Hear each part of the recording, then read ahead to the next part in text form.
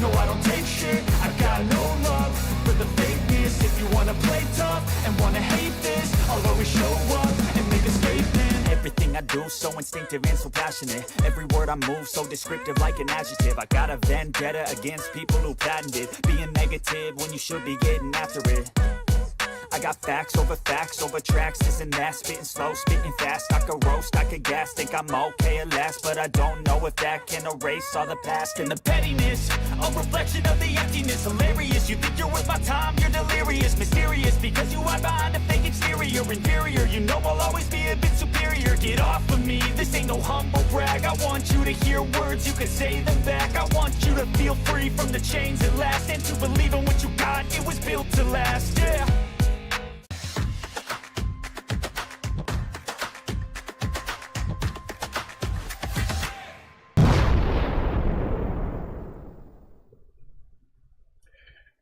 Well, I know I did a stream yesterday, but guess what? We're going to do one today. Hello, everybody. Welcome back once again to the channel. You know, it's Gigi with you once again. First time here, hit that, sorry. Kind of lost my tongue there. If you're first time here, hit the subscribe button, hit the like button. Don't forget about the notification bell. Today, we're going to have a little talk about, and we're going to keep on topic today. Today, we're going to be doing on topic. And then after we get done at the, after the end of this, then what we'll do is we'll talk, we'll comment on it. Hello there, DV. Good to see you. Good to see you. Welcome back once again. Let's go ahead and just jump right into the action and see what's cooking. And we'll talk about it. Okay, this is a little bit of something we want to talk about. I caught this off of videocards.com. Videocards.com, they say the XOC BIOS for the GALAX RTX 5090D. The D is, I don't know, the D is for something. It says with 2001 watts of power. Limited leak online. So they're saying the GALAX HOF BIOS with 2001 watts of power, limited, now available for power limited, now available for download.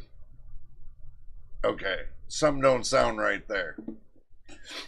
But they say there's only a few candidates in the entire RTX 50 product family that could be considered a real overclocker's dream. In fact, the only GALAX has implemented dual 16-pin power connectors in its HOF OC Lab series. Okay, so this isn't really being sold to consumers, I would imagine.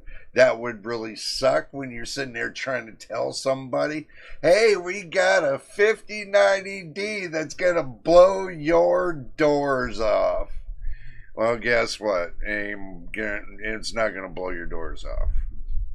But anyway, this is the only card theoretically capable of running at a higher power limit than the official specs for the new 12-volt 2x6 power connector. Well, guys, you know these people that are sitting there, they go up on, what do you call it, that one game where they sit there and they try to beat each other up to get a better score? Well, guess what? It looks like you guys got something new to play with. And that's not called your girlfriend neither. Well, unless you want to look at a graphics card like your girlfriend, then you get yourself a second girlfriend. Then your first girlfriend going to think you're cheating on you with a graphics card. No, just kidding. I just had to throw that out there. But anyway, let's keep it real. In reality, it's possible to perform a shunt mod and feed more power to the GPU. Oh my God, now you got to spoon feed it. And that's shown by DeBauer. But unless this is done by a professional, what, DIY is not professional? With proper equipment, it would be a good candidate for the next melting connector. Well, how about this? How about you just take and get a big soldering torch, get two big 8-gauge cables, and just shove it down into the graphics card where all that power comes in, and then hook it to a 12-volt car battery and see if you can pull 2,000 watts of power with your car running. Don't do it. Trust me, don't do it. Don't burn your car up for a 5090D. But anyway, has been used for several world records. Yeah, what world record? I mean, 2,000 watts. That's, I mean, whatever. The company is proudly of these achievements. They're proud of the achievements. So this is possible thanks special model with dual 16-pin connectors, which it's only a, well, you take 22 gauge and you times that by 12, that gives you the positive connection. The same with the negative connection. And what size is the wire actually gonna be? Okay, is it gonna be equal to 8 gauge or not? It better be thicker than 8 gauge because 8 gauge can only hold 1,200 watts. So if you're pulling 2,001 watts, guess what? You're gonna be running 4 gauge. Or maybe 2 gauge. Yeah, I can see what they use for car amplifiers. You're going to be running 2 gauge or 0 gauge. Hey, maybe you need to do with your GPU the big 3 like they do with them big car amplifiers. You know, I mean, come on, guys. This is just absurd. Seriously, absurd. I mean, I don't know. I mean, dual version was primarily designated for overclockers who received the first batch. Well, guess what? They never sent me nothing.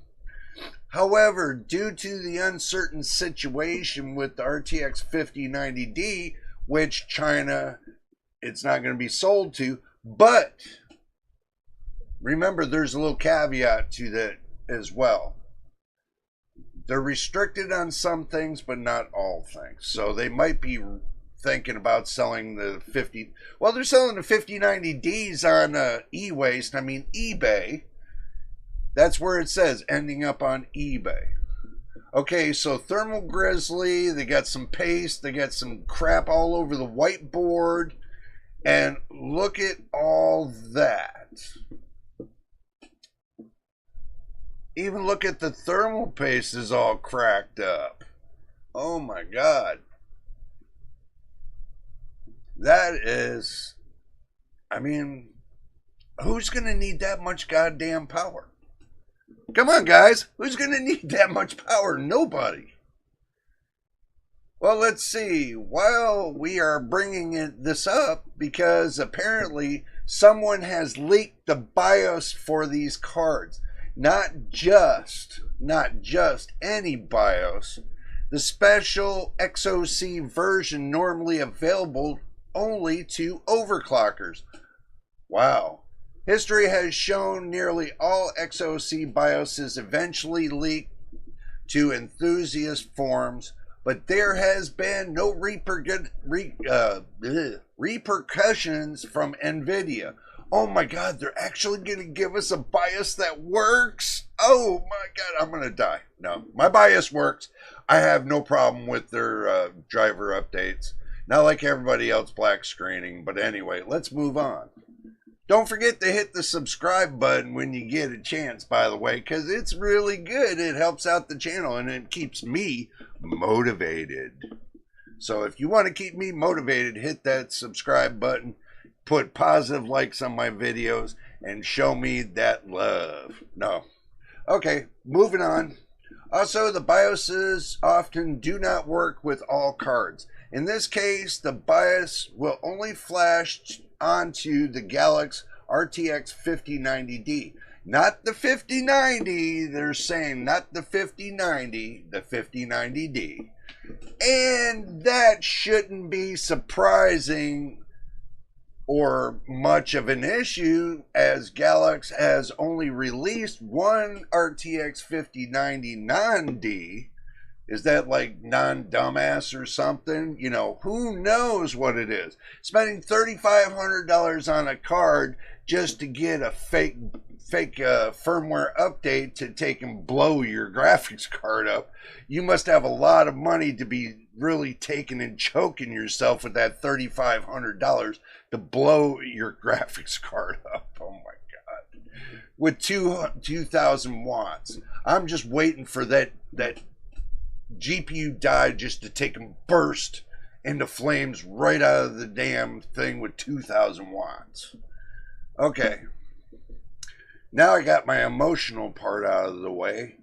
And it's not even part of the HOF family.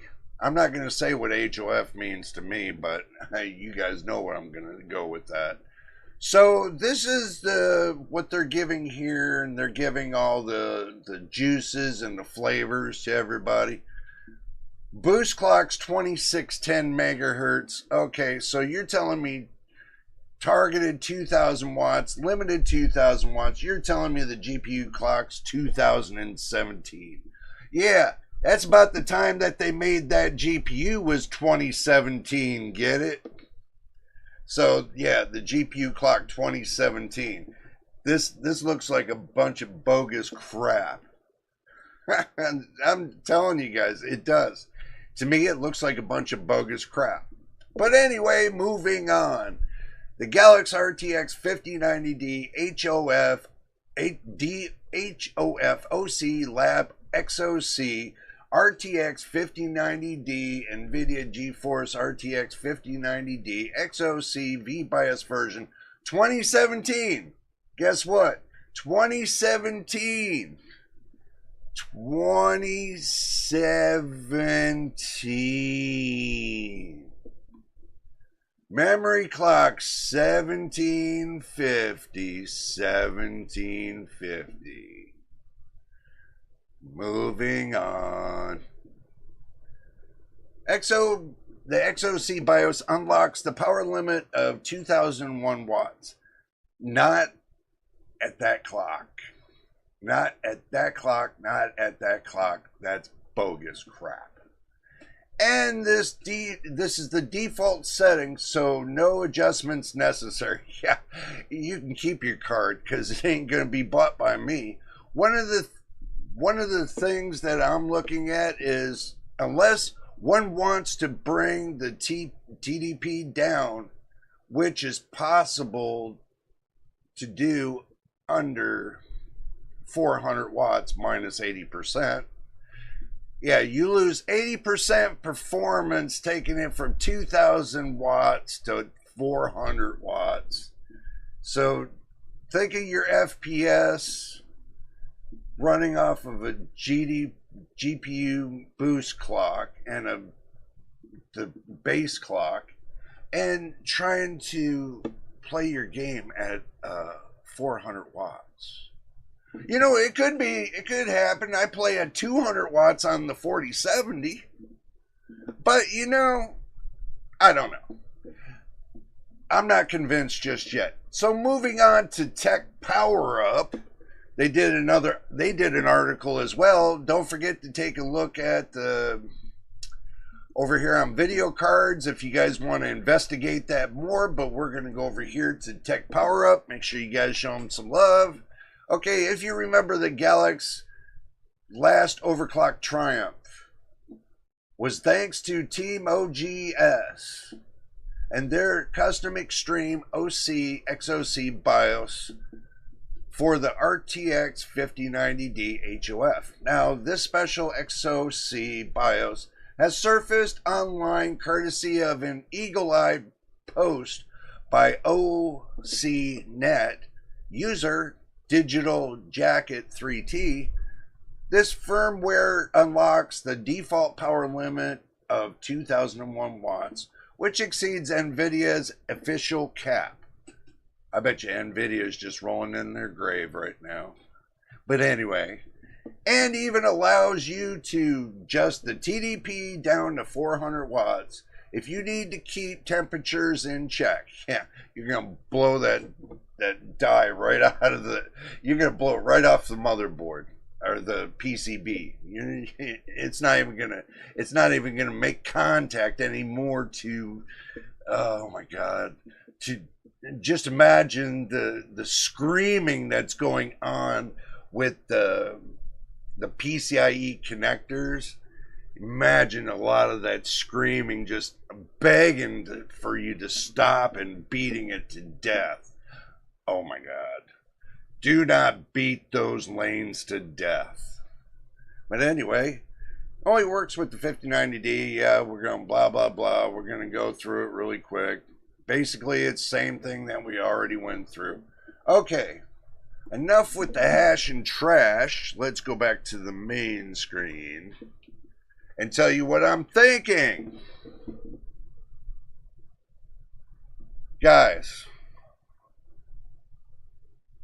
how in the hell would you ever push a GPU to 2001 watts? I had to break this story out because it broke yesterday and nobody's talking about it, but I'm going to talk about it because I think it's hilarious. You know, if you're going to break 2,000 watts off of a GPU, guys, there's no way that cooler is going to keep up with it. Not even water cooling is going to keep up with it.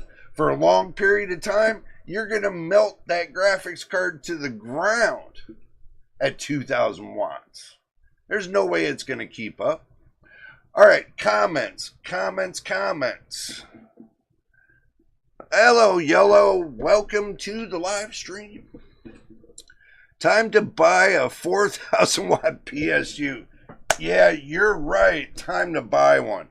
Or basically, maybe it's just time to take and get 2 deep cycle 12 volt car batteries, put them together with a little bit of filtration to where you can pull 4,000 watts off of those batteries.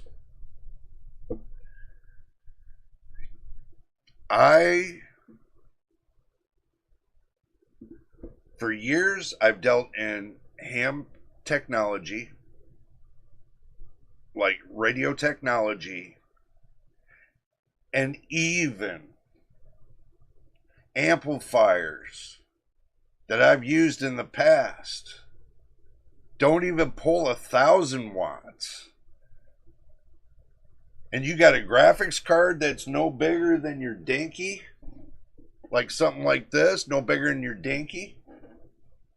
And you're going to tell me you're going to pull 2,000 watts off of that? Give me a break. You even melt the damn cooler that's on there. You'll melt the cooler right into the chip. I don't even see how they can do this. I really don't. You guys tell me what you think about it. I'm reading. I'm reading it out. So, only overclockers on LN2 will use it. True. But at 2,000 watts, they're having a hard enough time at 1,000 watts. What makes you think they're going to be able to keep the temperature down at 2 grand? There's no way. They have a hard time with 1,000 watts, even 800 watts. So, just for benchmarks, then they will put the original heat sink back on and use it normally. Yeah, but you got to remember, they're going to burn the hell out of that silicon that's in that chip. And it's going to be, the life is going to be cut down to a quarter of life. You might get 1.5 years out of it, maybe a year, if you're lucky, to use that GPU. But anyway, it really don't matter to anybody because 5090D was supposed to go to China. People really didn't buy the 4090D, so yeah, I mean, to be honest with you, yeah, I mean, I don't know.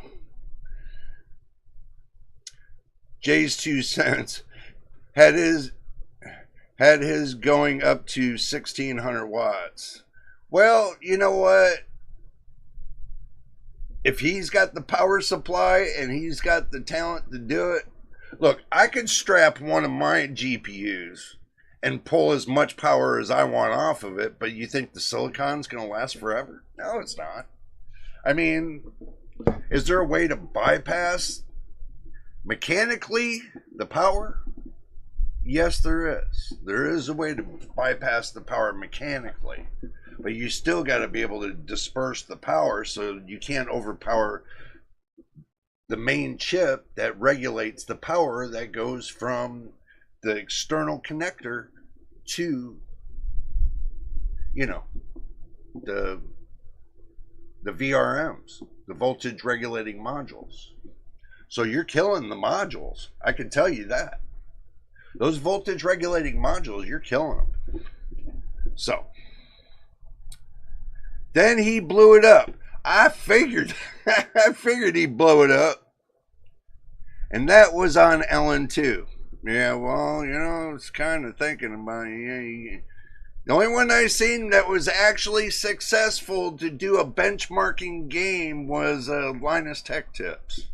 He had that one dude, that overclocking dude with him. And guess what? They overclocked the same, was it the same GPU that Jay's 2 cents was using? But you know what a waste of graphics card when you do all that nonsense to it. That's a waste of a graphics card. But that's his money. He wants to burn it, and if money burns on, you know, burns a hole in his pocket, then he can afford it. But I bet you he'll be back there crying to Nvidia, I need another graphics card because I blew mine up. Yeah, right. Suck it up while you can there, Buttercup. So, my RTX 5080 struggles with that 450 watts. Yeah, I'm at 200 watts. I didn't unlock mine. Mine's at 200 watts and I'm happy with it. Because anything that goes from, if I'm getting over 60 to 200 FPS, I could care less about anything else. I don't need to beat the crap out of my card just to make a point to everybody. I just watch the fools do it. And then I make fun of the fools. If I wanted to overclock a graphics card like that, I would have something already set on the side for coolant and everything else. You know, I mean, as far as using LN2, I would never use LN2. Okay, there's a better way to get 0 temperatures or -20 temperatures. There's a better way.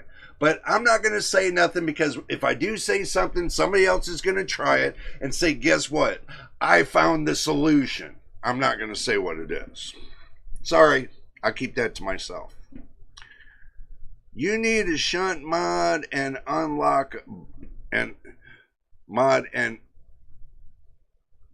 BIOS. Yellow, let me explain something to you. I'm not like them. I've worked on electronics for many years. Not just computers, electronics as well. So I know how to put potentiometers, resistors, and everything in there to make it work, to where I can fine tune it within millivolts. So I don't need to prove anything. I've done it for years. I've done it with car amplification. I've done it with home stereos, just to turn the power up on the amplifier board, you know. But to turn the power up on a graphics card, I don't need to put a shunt there. I just need a potentiometer with wide spectrum of millivolt resistance to take and turn it up and tune it to where I get the right amount of power without killing the GPU. Okay, I could do it without killing the GPU. They want to just throw a resistor on top of it, but have no variable resistance in order to fine tune it to get it at the right volt, the right wattage. But hey, they do whatever they want, you know. It's not hard to do it.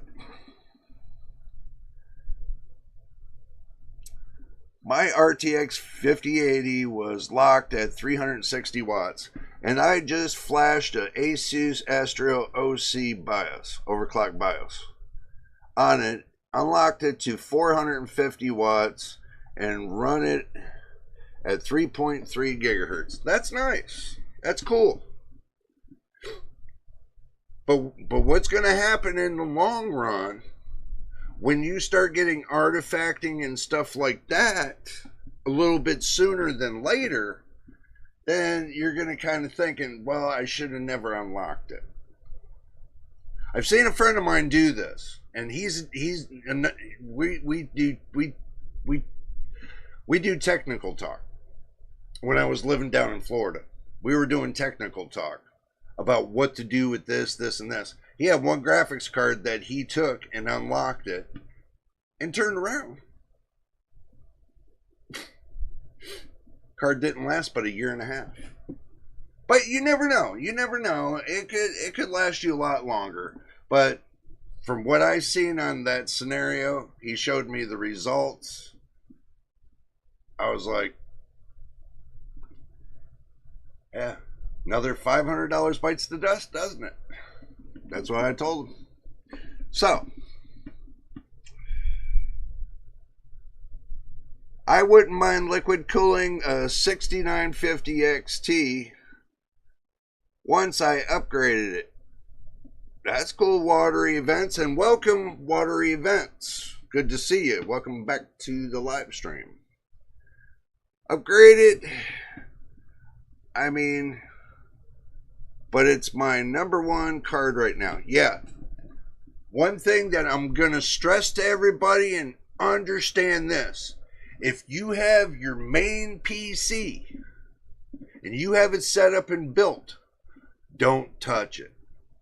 If you want to put a platform together, like build yourself a platform to where it's for overclocking only, that's the best way to go. Never use your main PC to do that. Do your testing on a bench. A bench you set up for overclocking. Never use your main PC to do this. Good point.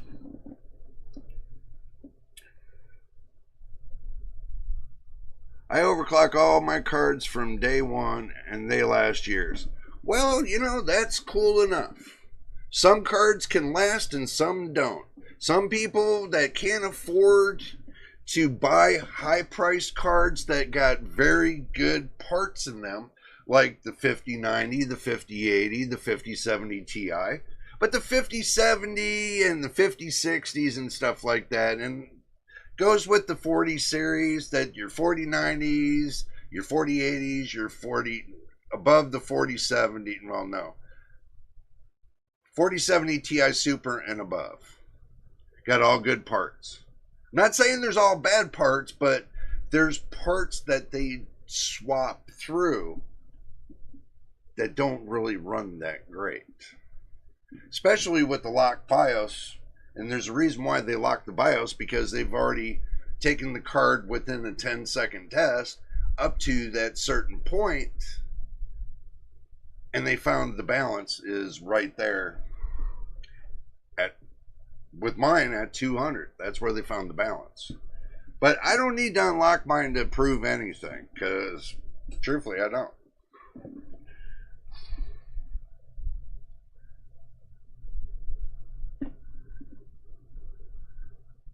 Owned every series of Nvidia cards for the last 15 years. Well, you know what? That's cool. That is cool. I've went through every GPU that Nvidia's ever built. I've already went through the testing of every graphics card Nvidia has ever built. Up till the late 30 series at the 3080. I wasn't able to get my hands on cards until now, which I got the 4070, I got the 7800 XT, I got the 7600, I got the 5500, I got the 1650. You know, I'm accumulating cards, so I'm going to get back to where I was before. So, but I respect you because the fact of that you went from A to Z. I want to be able to go from the ending of 30 series all the way up to the 50 and maybe the 60 series. I want to test every one of those cards. So I am agreeing with you. So I don't cook my cards. They get cooled properly. Hey, that's cool, man. I mean, that is cool. I mean, you put it out on the table and you said this is what I do. I can respect that. If your cards last a long time, I can respect that too. But I'm just saying the people that don't know what they're doing, okay, they do it and they cook their cards. I'm talking about those people. Okay, there's a difference. Somebody that knows what they're doing compared to somebody that doesn't know what they're doing. And they cook their cards. I don't know. I guess Jay's 2 cents video you guys need to go watch over there because I guess he's cooking cards. So, I run my daily driver and bleeding edge since the mid-2000s. The 4070 Ti was a good overclocker. Yeah, a lot of people really ridiculed that card. They really said it wasn't that great. Yeah, I see people doing it and not putting their fan on 100% and etc. No, the point is this. Them doing it, and the problem is when they go to plug it into their test bench, they forget to put the cooler on the PCB. They don't even water cool it. I think I watched a video a long while back on a dude that says you don't need a cooler on your graphics card or your CPU. And he cooked right on YouTube. He cooked his card and he cooked his CPU. I don't get why people do that. Maybe it's an aesthetic or something they like doing. They like cooking their stuff. You know, they do it for clicks. Who knows?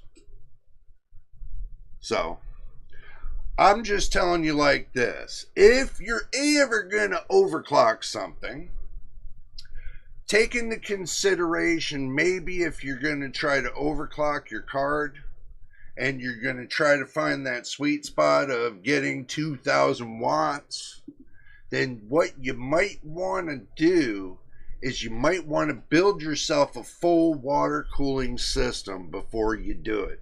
At least have a cooling system with two 480 or 480 millimeter radiators and a big double pumper. So this way you're assured you will not cook it. Or you can play around with LN2 gas and freeze your hand off. But truthfully, I don't think that's the best way to do things. And if you can't get great FPS from 2,000 watts, then you got a problem. And I can already tell you at the gaming frequency that they're talking about,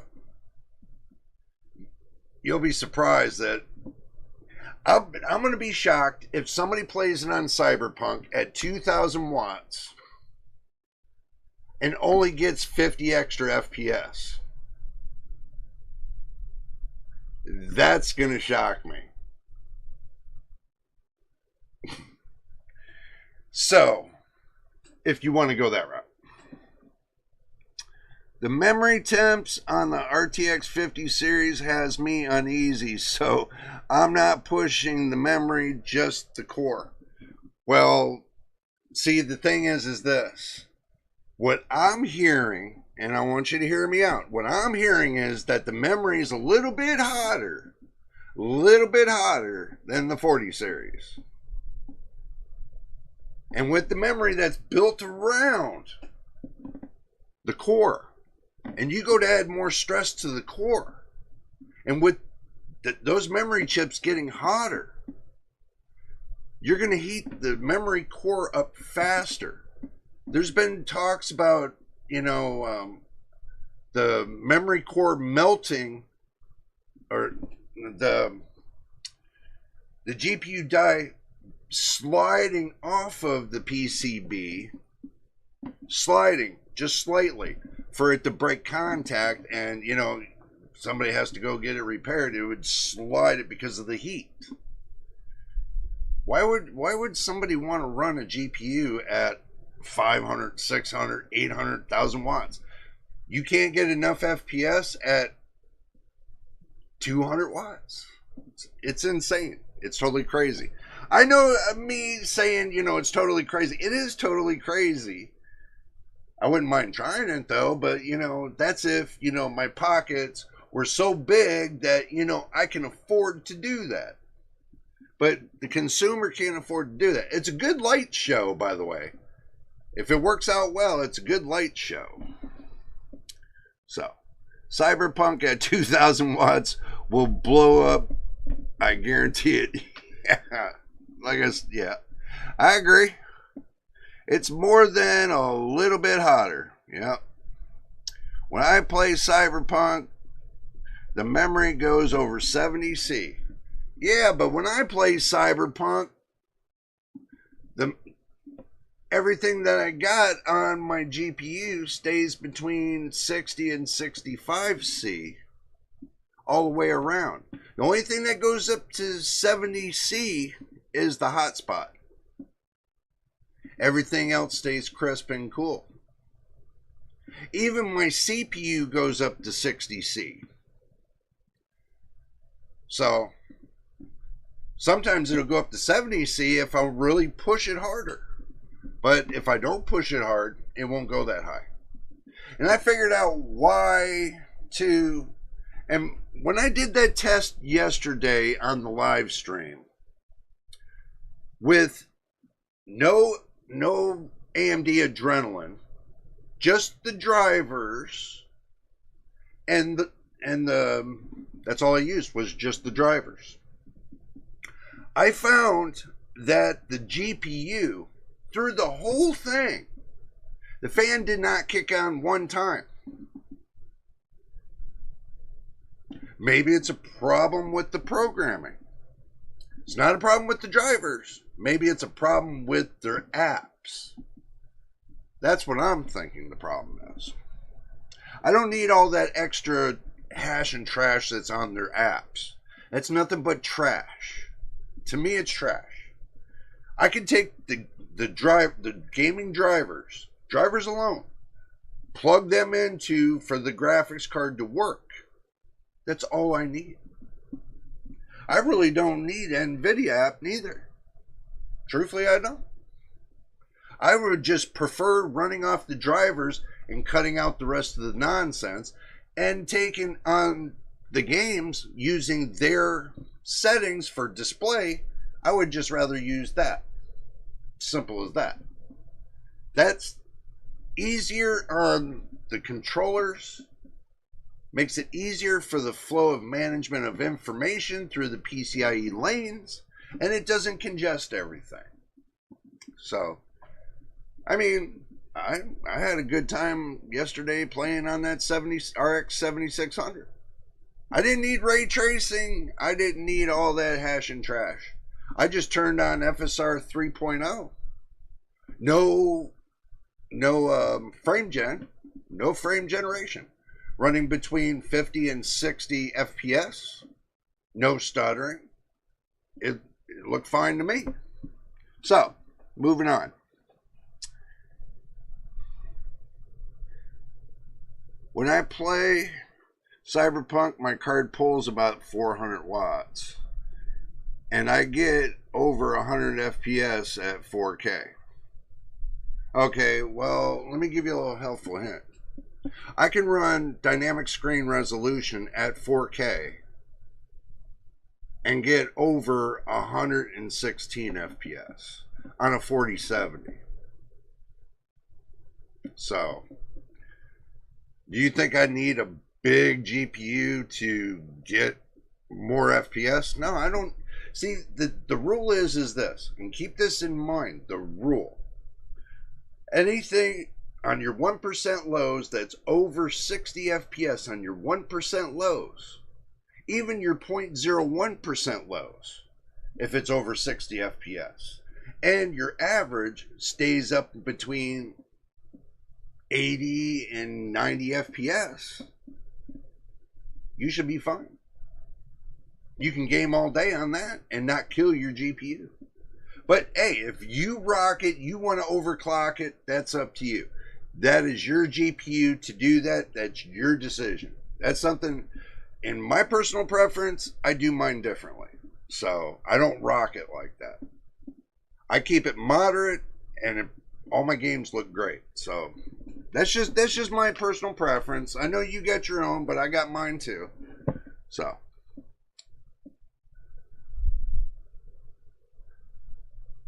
I didn't think I would like the new frame gen.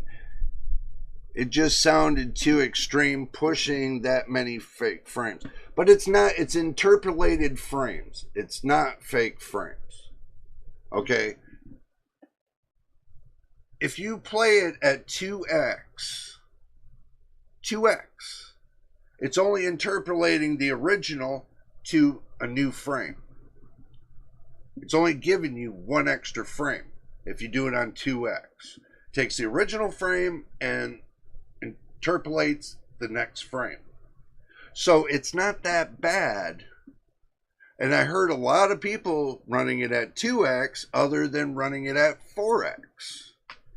I mean, you're interpolating. If you get 60 FPS on one frame and then you interpolate it, now you're getting 120 FPS. You're moving over a frame. One is over, it's like this. It's like this. Sleight of the hand. One's overlaying the next. That's all it is. It's just like an overlayment. I know it sounds crazy. Some people don't like, frame generation. Hey, I like it. I don't have a problem with it. As long as I know my base frame rate, and get this, at least if I know my base frame rate is over 60 FPS, I can run 2x frame generation all day. It doesn't bother me. Even if it says it's 120 FPS or 116 or 115, or it says it's over 100 FPS, that's fine. I don't need to even be at 4K. I don't need to be at 1440p. But I play the 4K because it lowers. See, this is the trick. When I use dynamic screen resolution and I use it at 4K, it lowers the CPU usage and it increases the GPU usage. So there's a little bit of a decrease in the bottlenecking. So basically, with me using it at 4K, it lowers one side and then it lifts up the other side. But it looks good. I mean, I could rebalance everything out on the frame. Like if I'm using like an overlay for, what do you call it?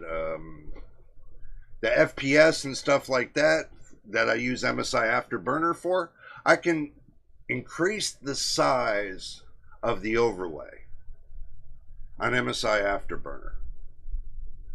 And that is with, believe it or not, Riva Tuner. So I could do that with Riva Tuner and increase the size. If I used on the game 4K and I want to put the overlay in, I can make it bigger on Riva Tuner. I know it sounds a little confusing, but it's not.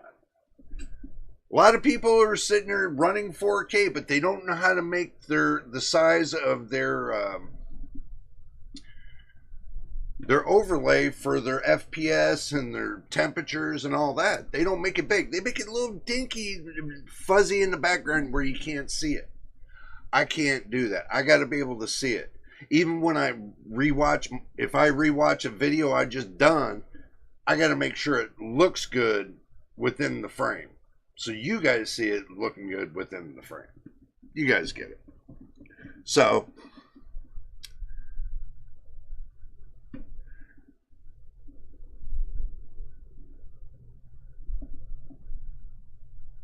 I agree with the artifacting. Yellow, I'm going to agree with you on this. I see no artifacting on mine whatsoever. None. How they're seeing it is because they're overdriving the piss out of the GPU. It's kind of obvious. If you're running a 9800X 3D, okay, it's driving enough information into the GPU. But then you turn around and turn everything on that's on the game settings, and then you go a little bit further and then you tweak what's on your system settings just to push that graphics card even higher. How I can make my 4070 artifact is by overdriving my GPU. I can make an artifact if I overdrive it. So not a lot of people talk about, well, if you overdrive it, you're not getting the full potential. No, if you don't balance your GPU and your CPU to give you an overall good gameplay, then all you're doing is you're just killing your GPU. You're killing your CPU. And then over time you'll get tired of your system and it's not giving you enough, and guess what? You'll get another one. So I've seen this happen too many times with too many people to where they overdrive their system. They brought it to me, said, hey, can you fix this? I look at it. The first thing they killed was their PSU. Then after that, you go into it and they killed their motherboard. And then you go even further in that, then they killed their CPU because of all the spiking that was going on. And the only thing they got left was one RAM stick for the system, one GPU, and sometimes one SSD. And the case, and that's it. Then they got to replace all the rest of the parts because they overdrove it. So that's something I don't recommend to anybody. Me being a system builder, I think of how I like to use my PC for the long run. Some people, they can buy great parts and it lasts them a long time. Some people only can afford what they can get. So basically, they got to get the cheapy parts. Cheapo parts will not hold up to the massive overclocking. Most of these overclockers that are overclocking are doing it on high-end equipment, guys. High-end equipment, not low-end equipment. Don't expect your B580 to do what you need it to do. Or coming down to the bottom of the line, don't expect your RX 6600 to take an overclock to the moon. So,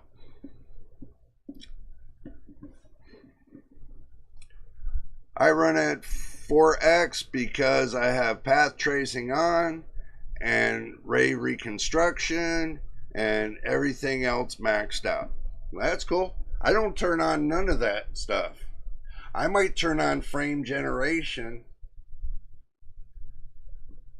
to smooth things out a little bit, but I don't turn on path tracing. I don't need anti-aliasing, whatever you call it.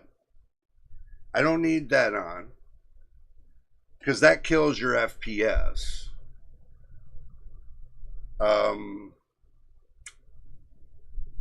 What do you call it? There's another thing too that kills your FPS. I mean, if you go through every one of your settings and you go to play your game and you see how much FPS you're getting, and then you turn one setting off, and then you go through every one of your settings one at a time to see what it functions on the game itself, you can actually see a little bit more about what you're using. It's just, for people, now, Yellow, understand this. It's for people out there that don't know. They need to know that they need to take their time and not rush through trying to overclock their system. Listen, I've had many people come to me saying, how do I overclock this? How do I overclock this? And they don't know the basic principles of overclocking, especially with the BIOS of a motherboard. They don't know the principles. They can take and turn something up too high, and guess what? Boom, they brick their motherboard. It's not hard. Or they can use MSI Afterburner and find some way to take and turn the GPU up to its max, which it's only going to go up how much percentage, and they don't know how to balance the power, but they turn around and make it automatically restart on MSI Afterburner after they did their overclock upgrades and hit apply. And guess what? Sometimes the computer will get stuck in a boot loop. So every time they boot into Windows, it's boot looping. Because MSI Afterburner automatically forces an overclock every time you boot up. Boot loop. So, you know, there's little things that you guys got to know that you got to be careful about. I had that happen one time when I was, long time ago, when they come out with Ryzen Master. I got stuck in a boot loop.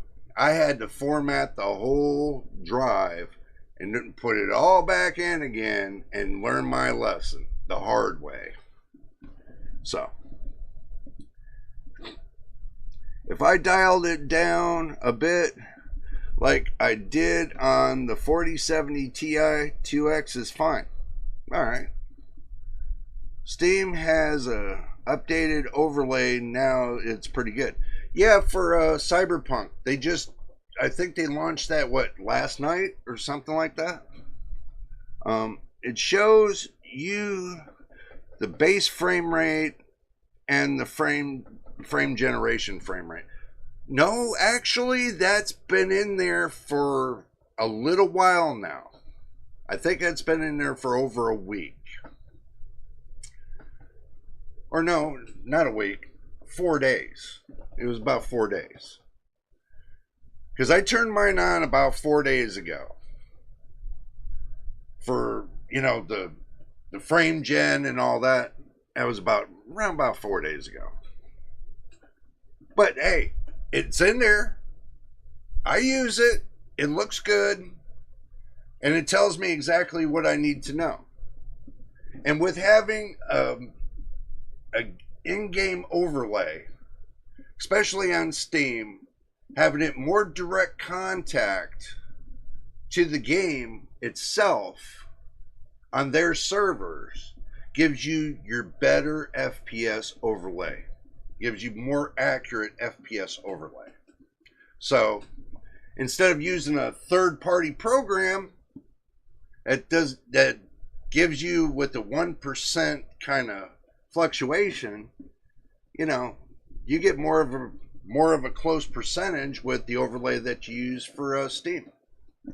So it's appreciated what they did to make it work, truthfully. High textures hit CPU hard.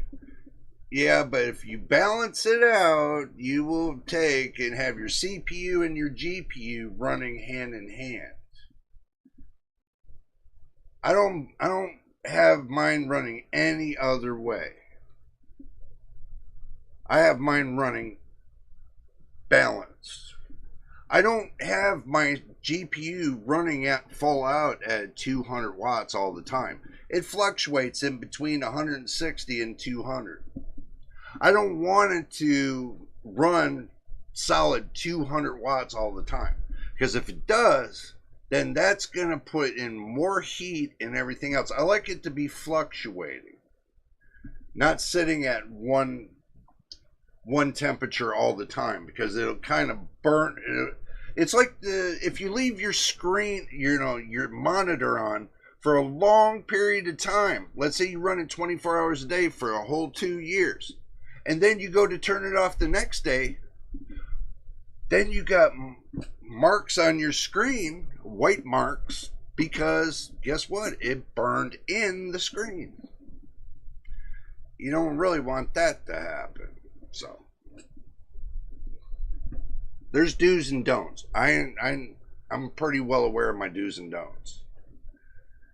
You have to select the new overlay mode in the Steam settings to enable it. Yes, you have to go into the Steam settings in order to do that. So let's do that. Let's see if I can boot up Steam. Let's see. Let me turn that noise off. Okay, so if we're going to do this, we're going to do it by the book. You want to get into the overlay for Steam. You go click the Steam icon at top, go to settings, and I'm waiting for you all to tell me where it's at, because I know you know, and I know too. It's not an interface. It's right here. In-game. You go down here to the in-game. Okay. So,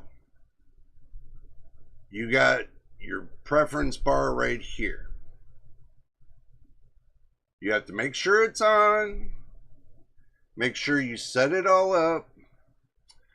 Scale Steam overlay, big picture. I don't like to use the big picture one. Show the toolbar in the view. I don't turn that on. Enable the Steam overlay while in game. Make sure that's on. I changed the overlay shortcut to F9. I use Google as the page. I don't need to delete the web browsers. I put the performance monitor in the top center because it looks good there. Google performance monitor key. You can set it if you want.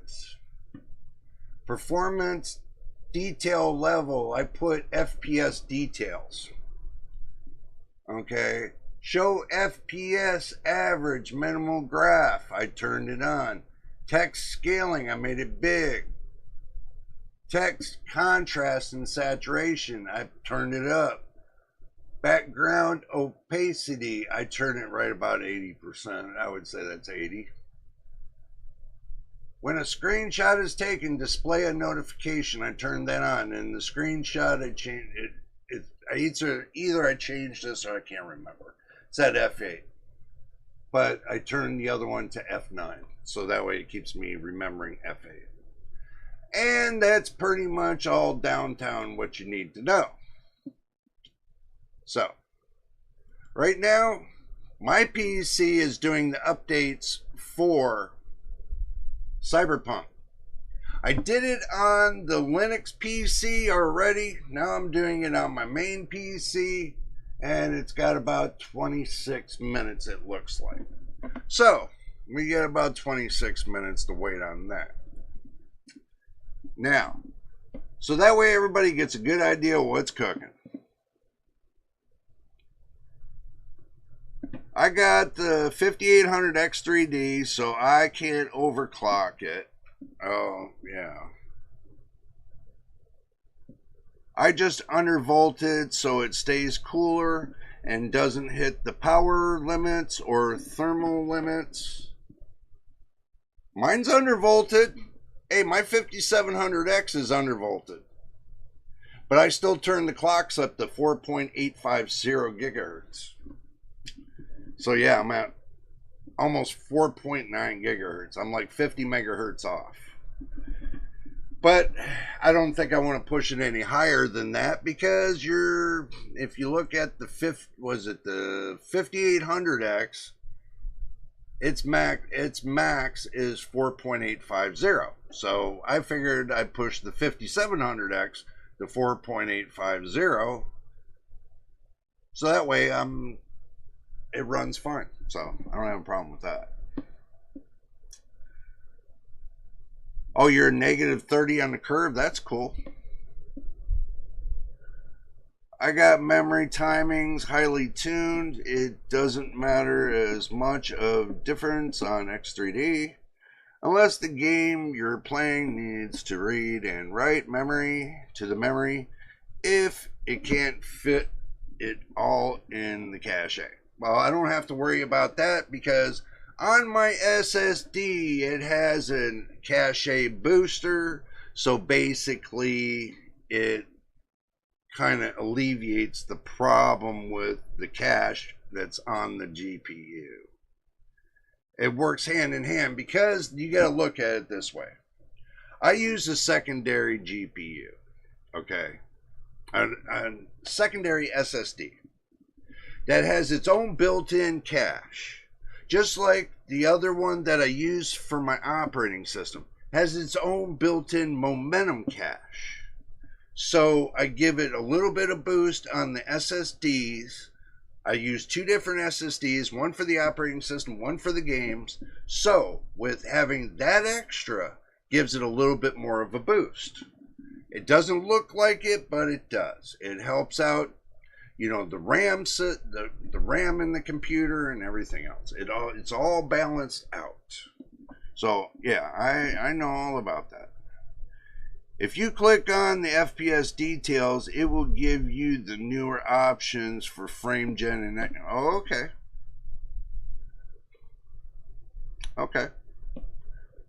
I used to do 4.85 gigahertz on my 5600X. Yeah, I mean, I've been running it that way for 8 months. But also too, I've been running my 3200 megahertz CL16 RAM at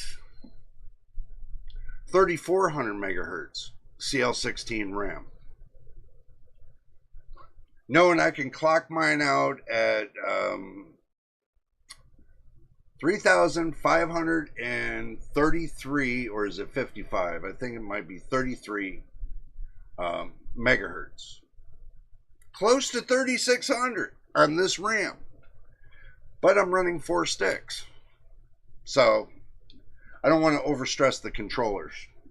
Even though I know it'll handle it, I don't want to overstress the controllers. So AM4 runs, I think AM4 runs better controllers, truthfully. That's just me, because if I really think about it, I can run 4 sticks of RAM in here with no problem. And I can overclock 4 sticks of RAM with no problem. And it runs just as good for me. I really don't have a problem.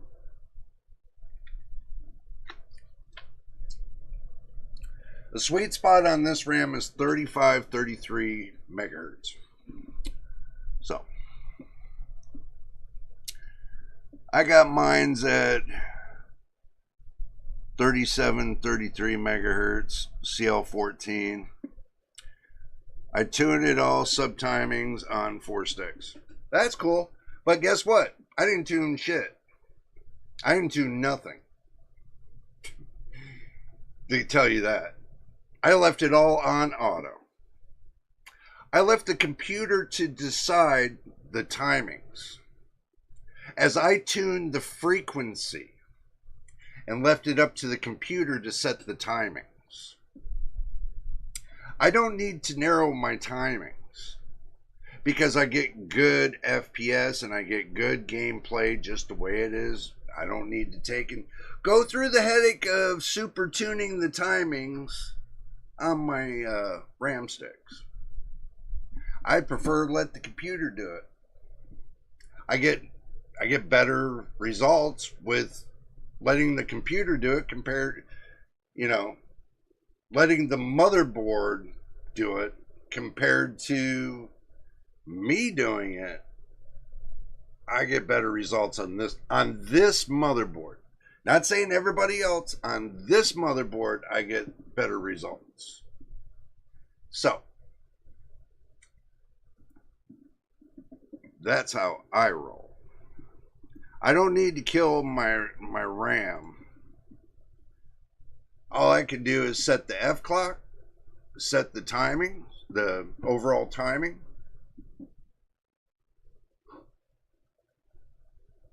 I could have went into the B clock and turned up the B clock, but I didn't want to do that. So, if you use only 2 sticks, I could do 4,000 megahertz on CL16, but then I'm only on 16 gigabytes. Yep, I know. In order to do those kind of timings, you would have to at least have, you can purchase 4,000 megahertz RAM. I think it's what, CL18, if I remember right. But anyway, you know, I don't want to get too far off topic. I want to know, and guys, I really want to know about, just jumping back onto what we're here to talk about. It's going to be about the 5090D and 2,000 watts of the 5090D, which I think is ludicrous. Ludicrous for 2,000 watts. Hey, if you guys love doing 2,000 watts on your GPU, then I got one to tell you, word of caution. You do it at your own risk. That's the word of caution I'm going to leave. You do it at your own risk. So, it's not something I'm going to recommend to anybody. It might be enjoyable to some people, but with me,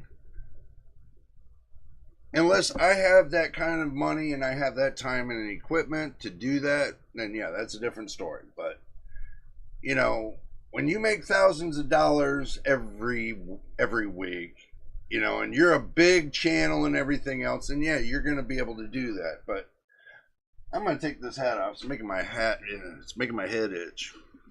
So I'm going to take my hat off. So.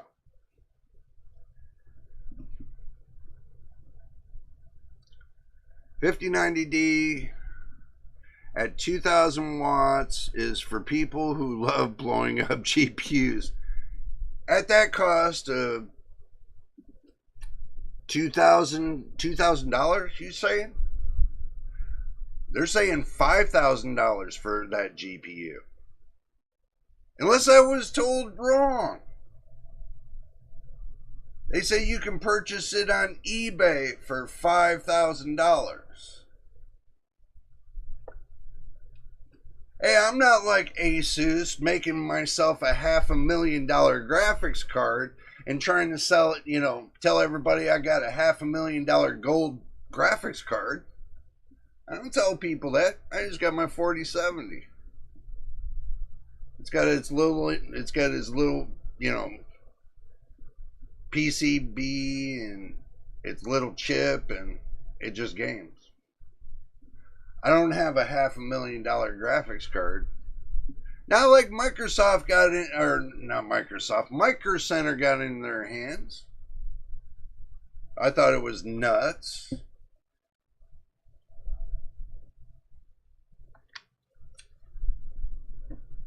But if you want to get a 5090D, it's on sale right there on eBay. You would need to be crazy to pay $5K for that GPU. Well, you know what? We're going to take a little bit of an adventure. We're going to take a little bit of an adventure. We're going to take a look over on eWaste. And I'll make sure I take you guys with me. Don't worry. We're going to go to eWaste. I mean eBay. eBay. Let's see what we can find on eBay. Let's see, what was that? The RTX, was it the 5090D? Is it the 5091?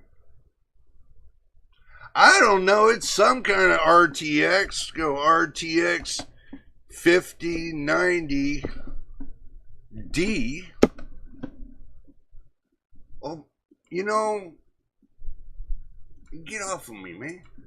Let's do it again. RTX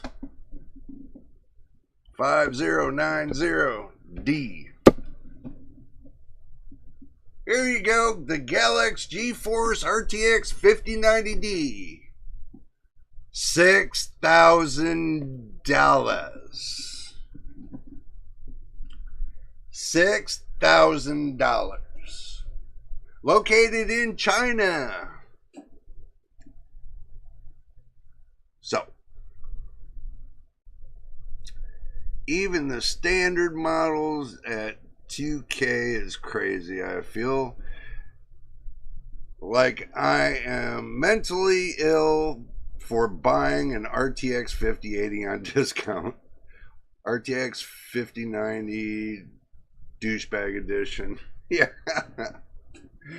$6,000. You want to buy it? It looks like it's got 99.6% positive out of 3.2K. Look at this. 5,487. Look at this. 5,110. Look at this. 4,000. See, this one's going to be a little cheaper because it's a gigabyte. It's not GALAX. That's why. Oh, this is a colorful. 5,110. Colorful. That's colorful. Look at that small little D on there for $4,500. Plus, they charge you for shipping. So basically, they want to sell your ass a card, charge you for shipping, and give you the finger and tell you there ain't no GPU die in the center. There's nothing but toothpaste in the center. So you get a bogus card. That's why I don't buy off of eBay. Nope. I'm just showing you guys what's going on. This one's almost $7,000. So, this one you can't use like that because you need a GALAX. So, MSI 5400. 5400, 54, 5,000, 54, 54, almost 6,000, 5,000, 4,000, 5,000, 5,000. Oh, you're lucky. $3,500, but you get a $50 delivery charge. So that's $3,600. Fucking ripoff, man. Idiots. This one is $5,000 with free delivery. So, I don't know. Maybe that is a better deal. Who knows? Look at this. 5090D. 7,200. Let's keep looking. 5,800. Let's keep looking. Let's keep going down the list. Let's keep going down the road. 7,200. My God. I know we're looking, guys. We are looking. I'm going down the road to see if 6,400. Fire God. Look at this. A new color Fire God. Okay. What does that mean? That means it's a scam. So, 7,200. I want to see if they put one in for more than that. That's why I'm scrolling. 7,200. That's why I'm scrolling a little bit fast, because I wanted to see. Now we're going to go to the second page and we're going to find out. Almost 7,000. Man. 7,000. 72. Well, actually 73,000. 7,300, not thousand. My bad. 7,300. 7,300.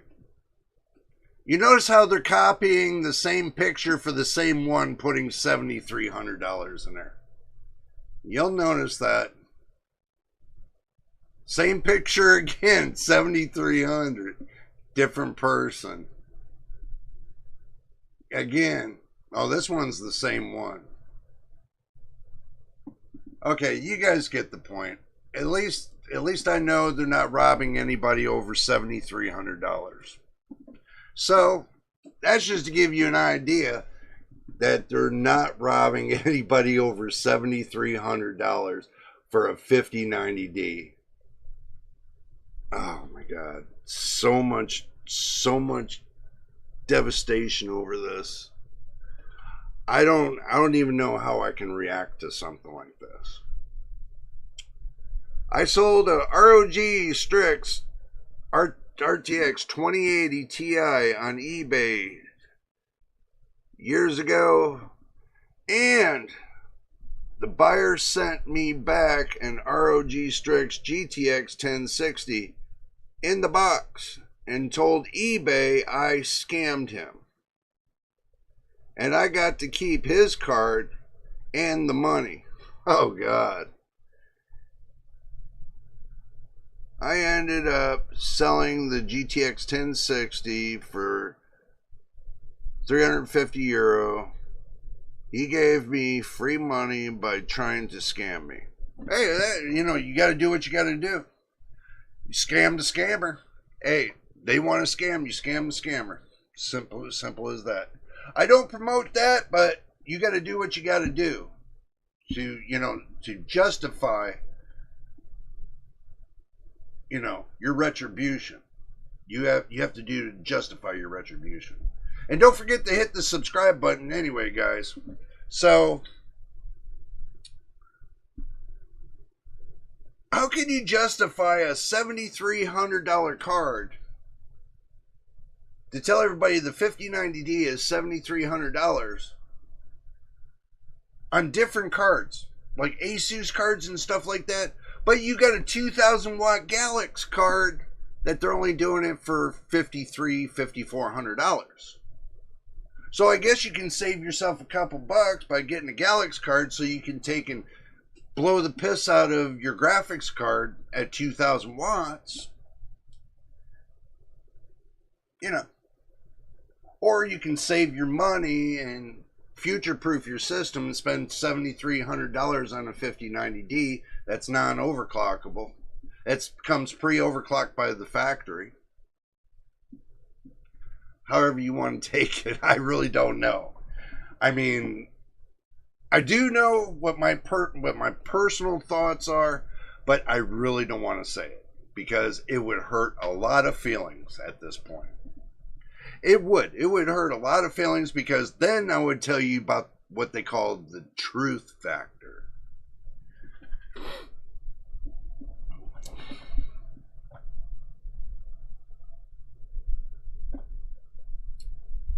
eBay told me to keep his card and the money and to make a police report. Yep, that's to cover your own booty. That's to cover your own booty. So that way, if he ever takes you to court and he comes back for it, you made the first police report before he did, and it's already on record of what he did. So by him coming back for more means he's admitting to the guilt. How the court's going to look at it. But yeah, you did what you had to do. Trip the breakers in your house. Fuse box. Yep.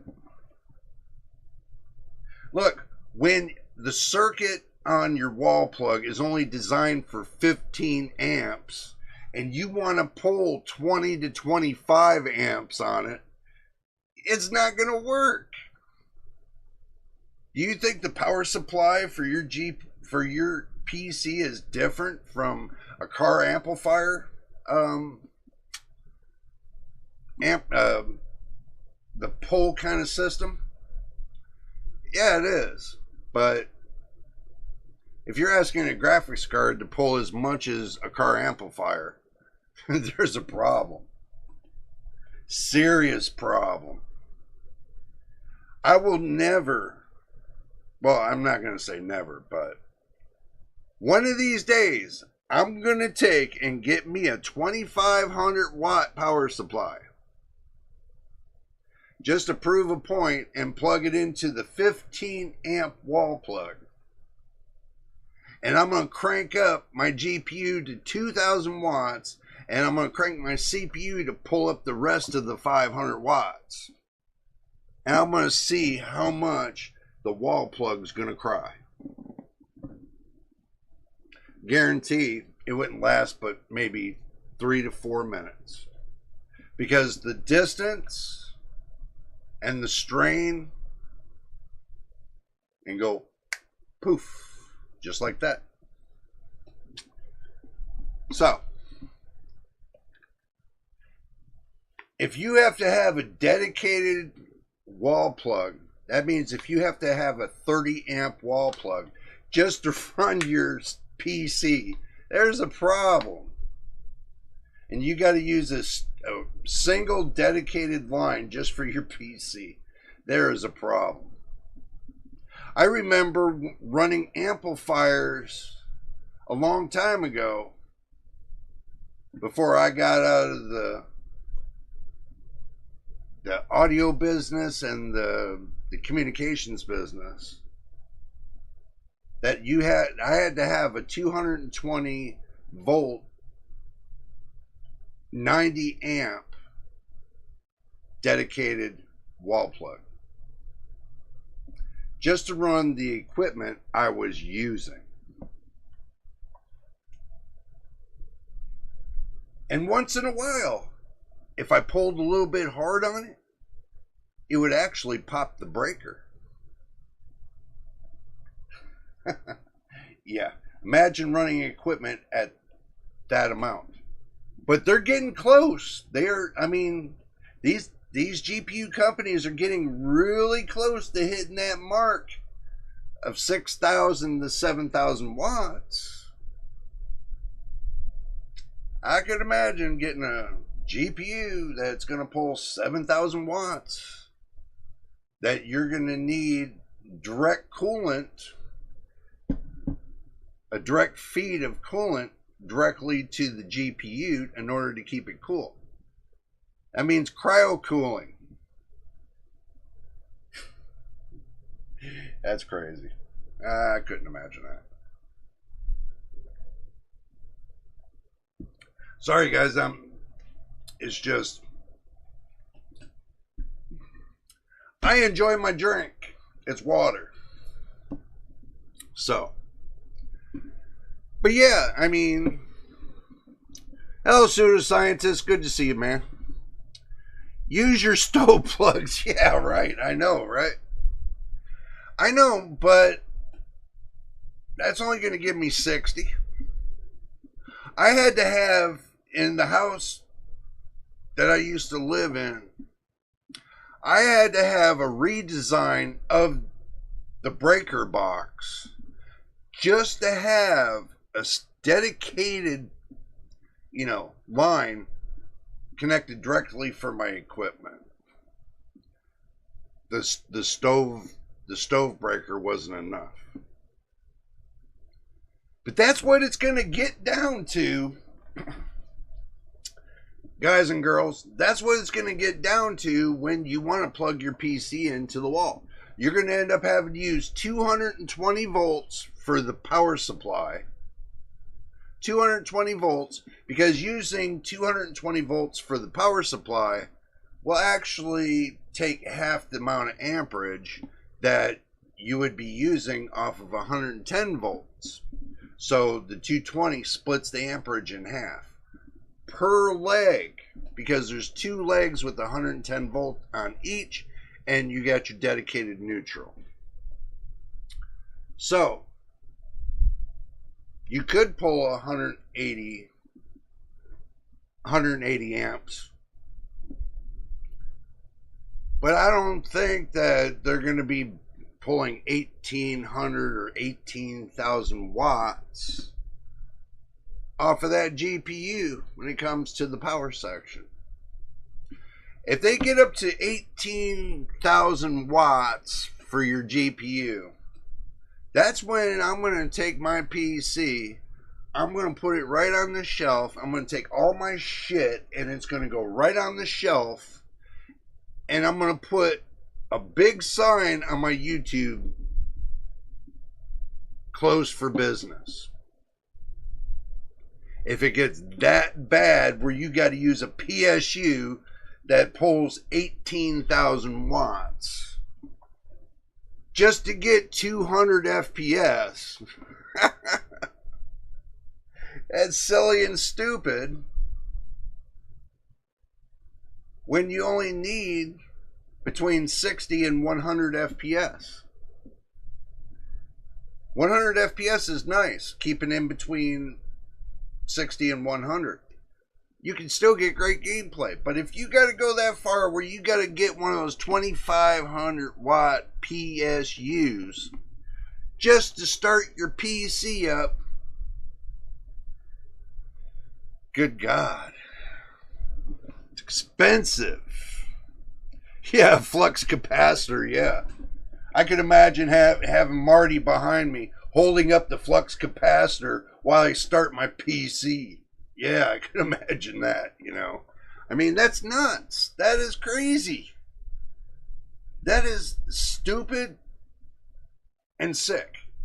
These companies need to wake the hell up and start getting the power down and increasing the performance. What they should have been doing all along. No, we've been getting less performance, but we've been getting hit with more power. If you notice the difference, say about a year and a half ago, price to performance was good. Not great, it was good. Now, I want anybody in the chat to tell me how the price to performance looks. 2025, today, the 19th. Tell me on July 19th how the price to performance looks to you. Does it look great or does it look like crap? I'm going to read off what you guys write.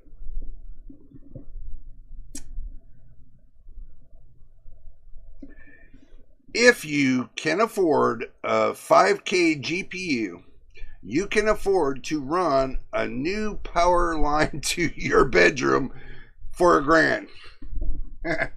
Not in California, especially where you live. That'll cost you much more than that.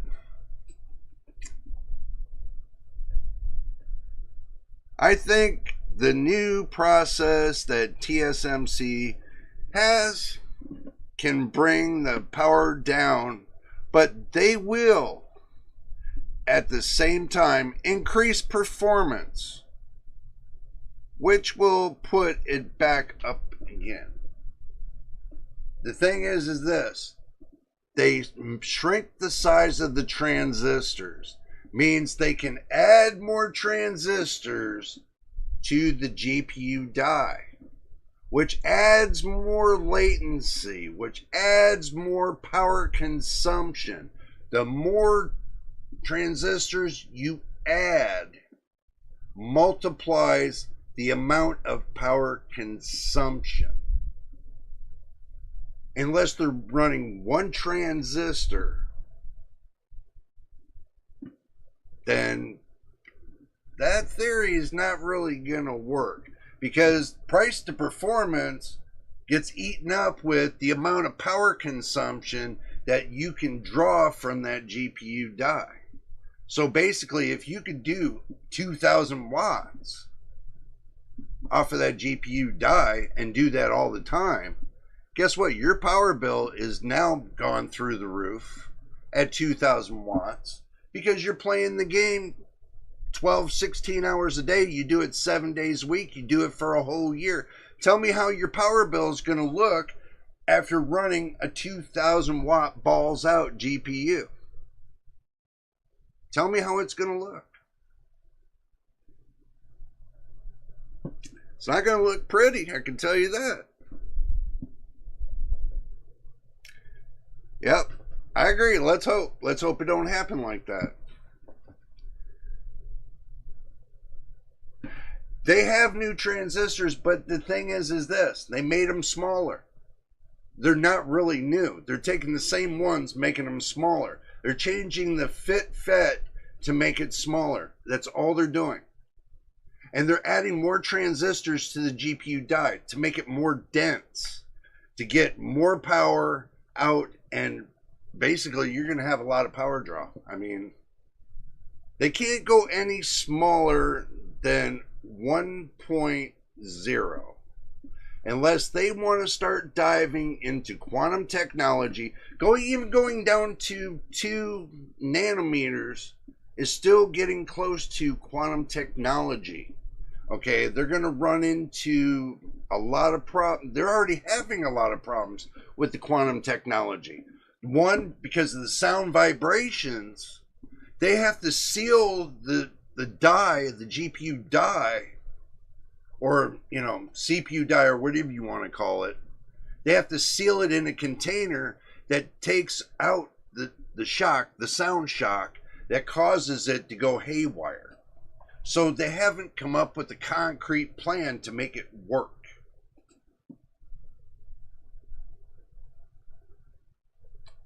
Oh, you're talking about the new light wave technology. You're talking about light wave technology that China just introduced, that they're doing over there now, where I guess the die itself, they use the light wave technology, something like that, to make it run even faster because of the little photonic receivers and all that. Yeah, I heard about that.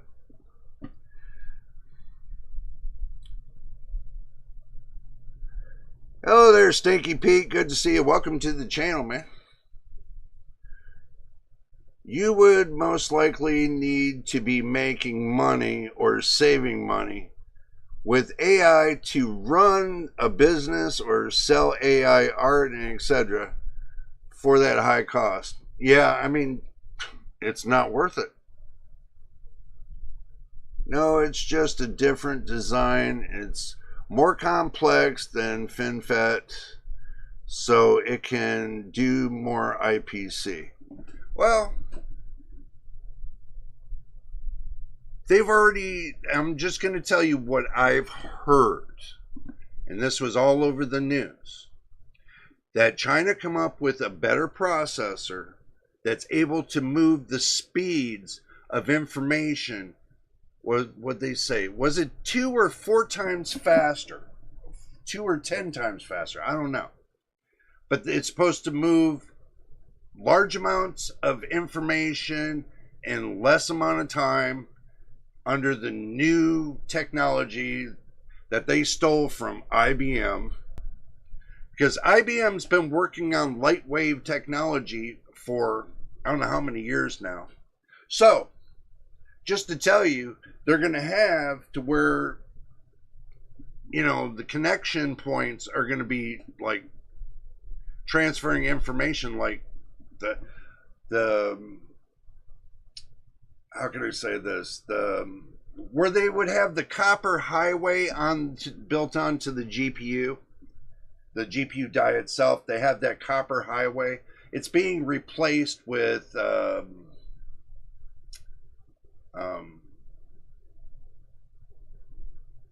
what do you call it? Damn, I keep forgetting that name. Oh, and I know what it is. It's fiber optic light wave. That's what they're trying to build onto the dies.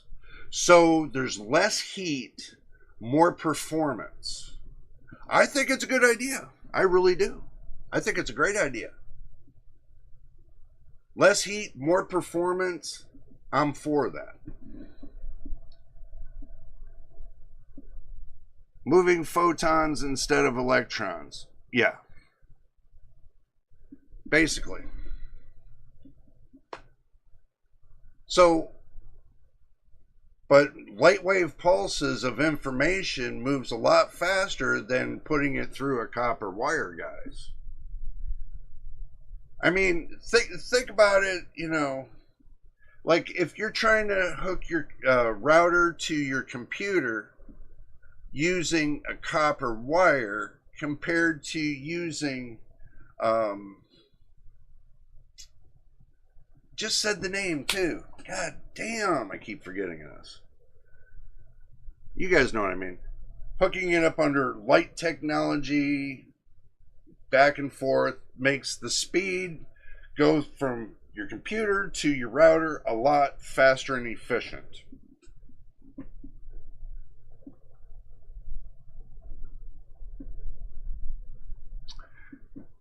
Yep, copper does degrade over time. It gets oxidized. It degrades it.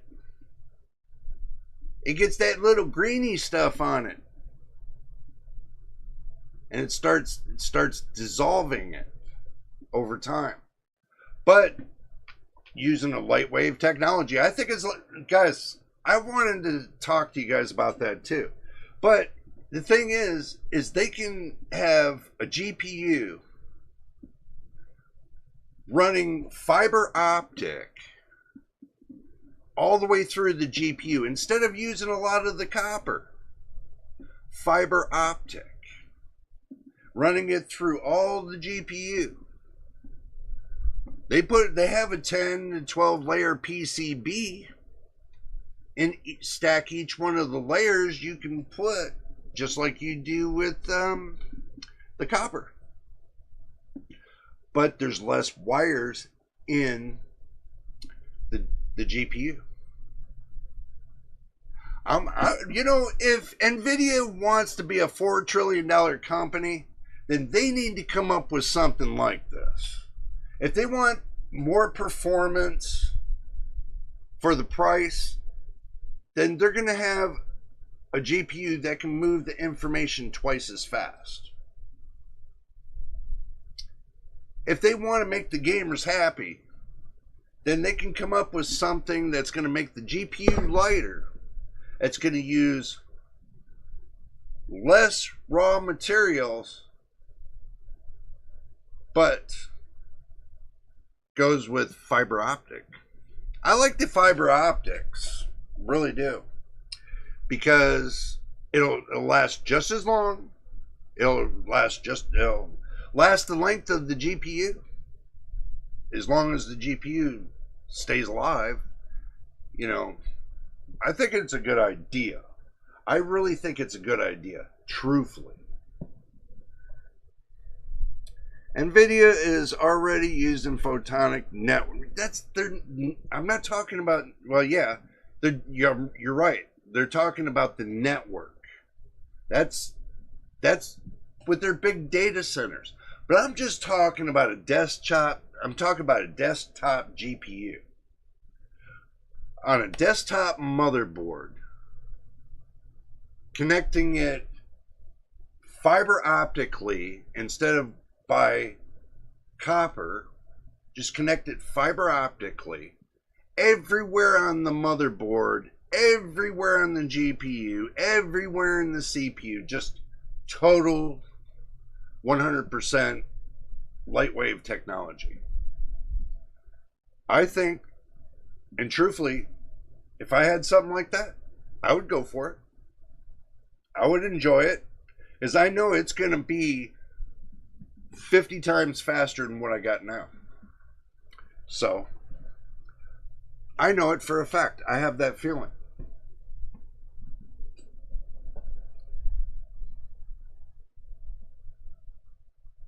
How can you overclock photons? Well, you can always change the speed and frequency and speed up the pulses. So yeah, you can make it go faster by speeding up the pulses. There is a way.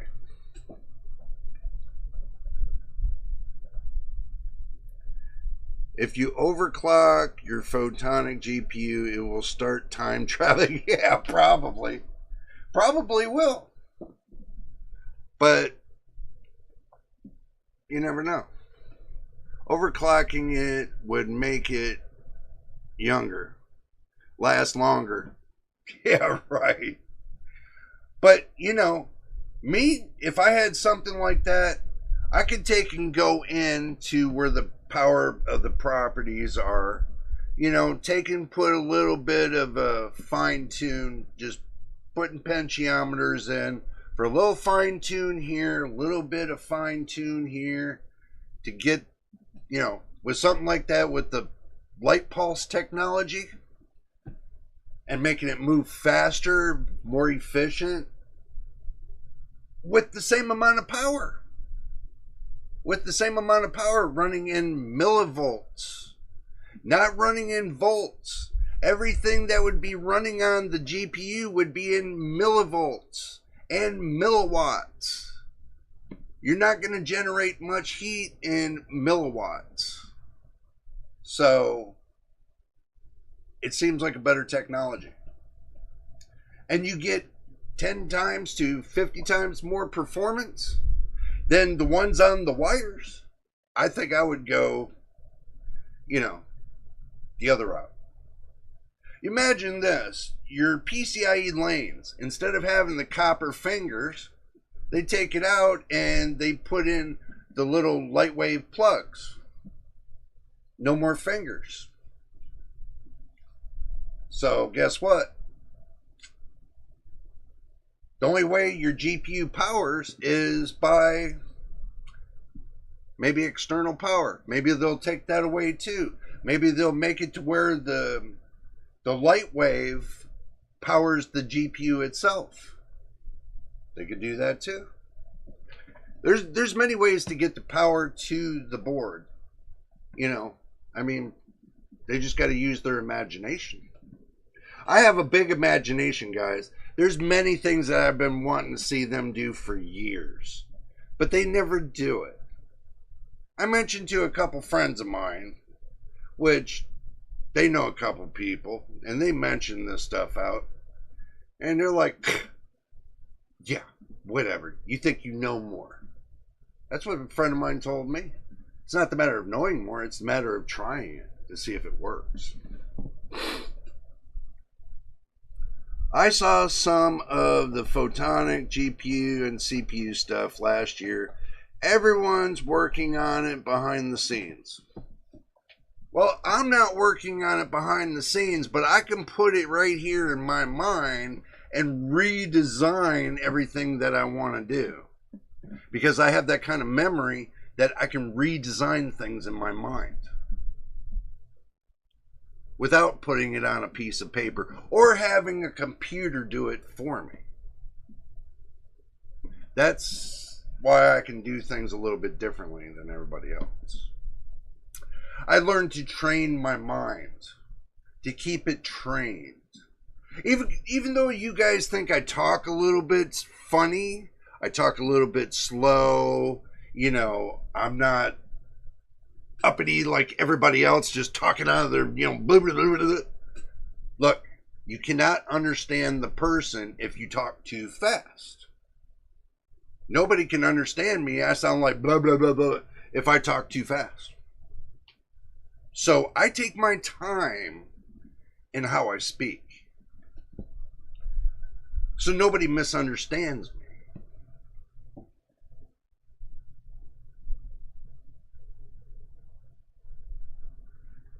They will be able to do quantum encryption on these new CPUs and GPUs. Yeah. Well, what if they didn't need to do it? What if the CPU itself can encrypt itself? What if they can do that? They put it on a chip. They put it into the CPU. It automatically encrypts everything on the CPU. They could have done that for years. Build a mini BIOS into the CPU to encrypt itself.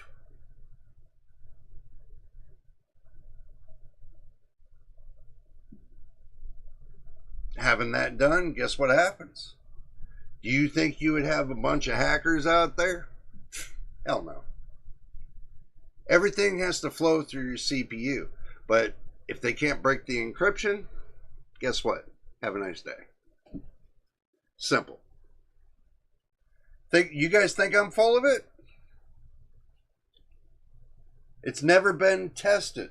That's the problem.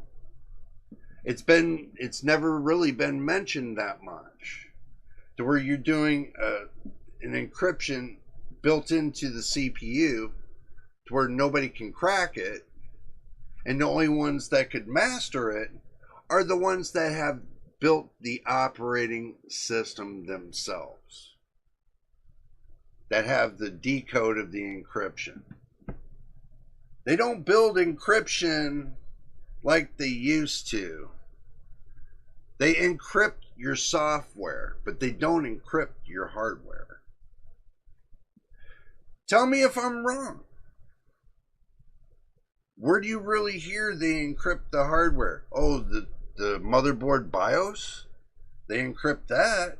But guess what? Hackers get past that too. This will be a spot where no matter if you start up your PC, it's still got to go through the CPU, and it's got to log through the CPU. If it can't, and the CPU's encrypted, and it only works to that motherboard, then they're not going to be able to get malware through there because it's going to block the malware. They could have did the whole cycle of stopping malware, but that's how they lose money. That's how they lose money. You guys think I'm full of shit? Go look it up. You got to remember, you got guys out there that are sitting there thinking shit up, and you got guys over there that are thinking shit up, and got guys right behind them thinking shit up. You don't think they'd thought about this before? I've heard from many people they've thought about doing this. They just don't do it for the simple fact it's a money game. If they can keep soaking the consumer for money, they're going to keep doing it. Simple as that. So they're going to keep screwing the public by giving us no performance.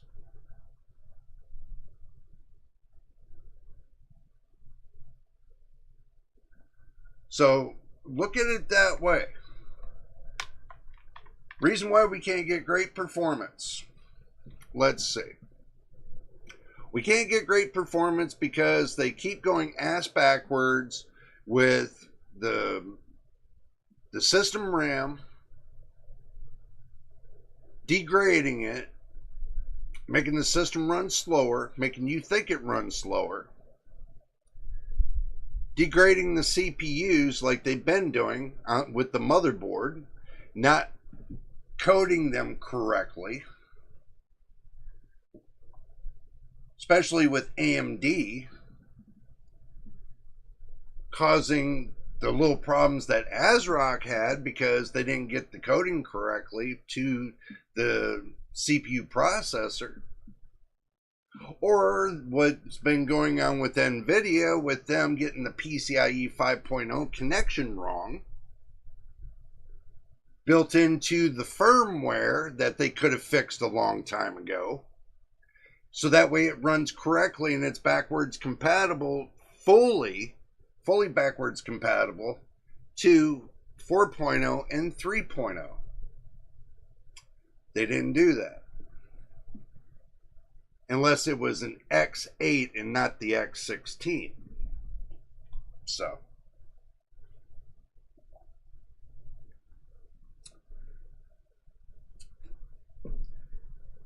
I just watch everything and then see what's going on and see what problems people are having.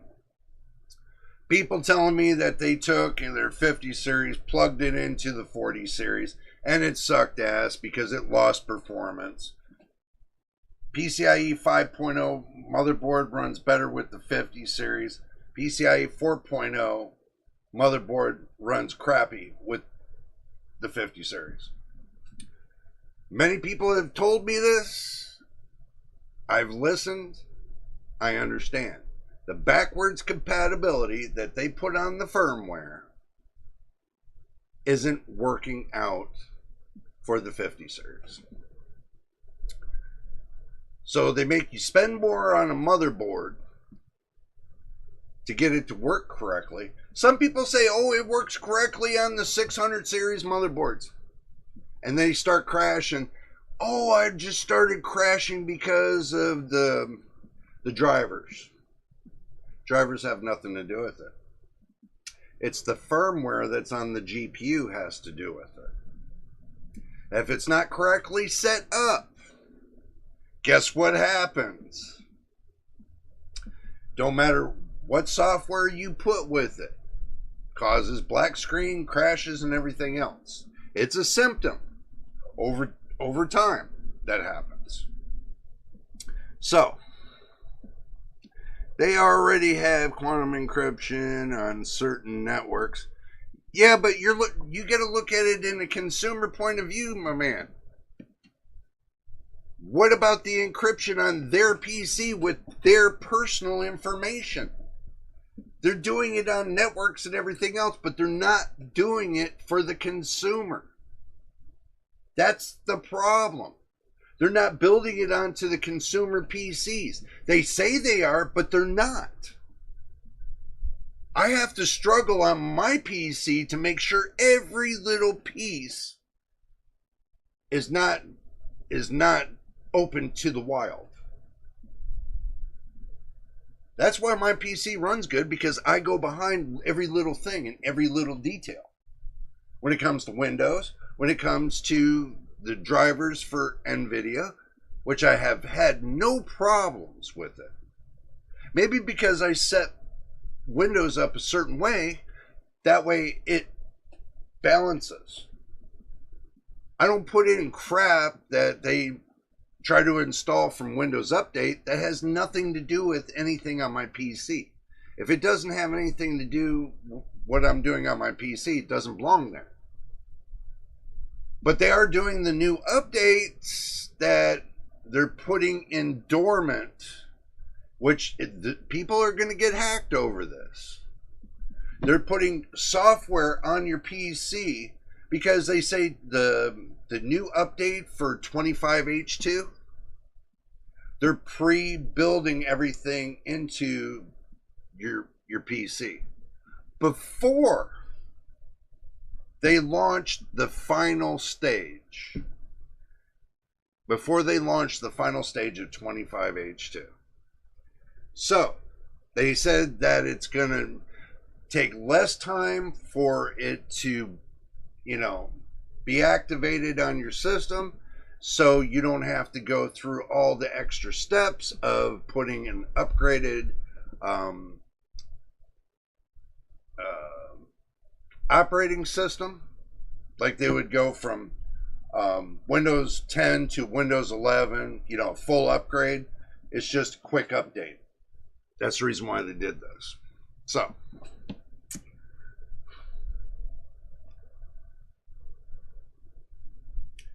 that's why AMD has to patch the CPU microcodes for sinkhole exploit. Yeah, I say sinkholes because there's many of them. They haven't patched every one of them. I can tell you that there's many of them. That's because they take their good old time, wasting your time, making you do updates after updates after updates, instead of just giving it to you all at one shot and say, have a great next 4 years with no updates. They do one big update. Boom. And say have a nice 4 years of no updates. So you can play your games, not worrying about having an update. All because of these little malware things that pop out there, that's a little update. I'm talking about just full blow, lock everything down. Take all the security loopholes and everything out of your PC, so where nobody can get into it, period. They haven't done that. They just keep leaving them in there. Microsoft leaves micro holes all over the place.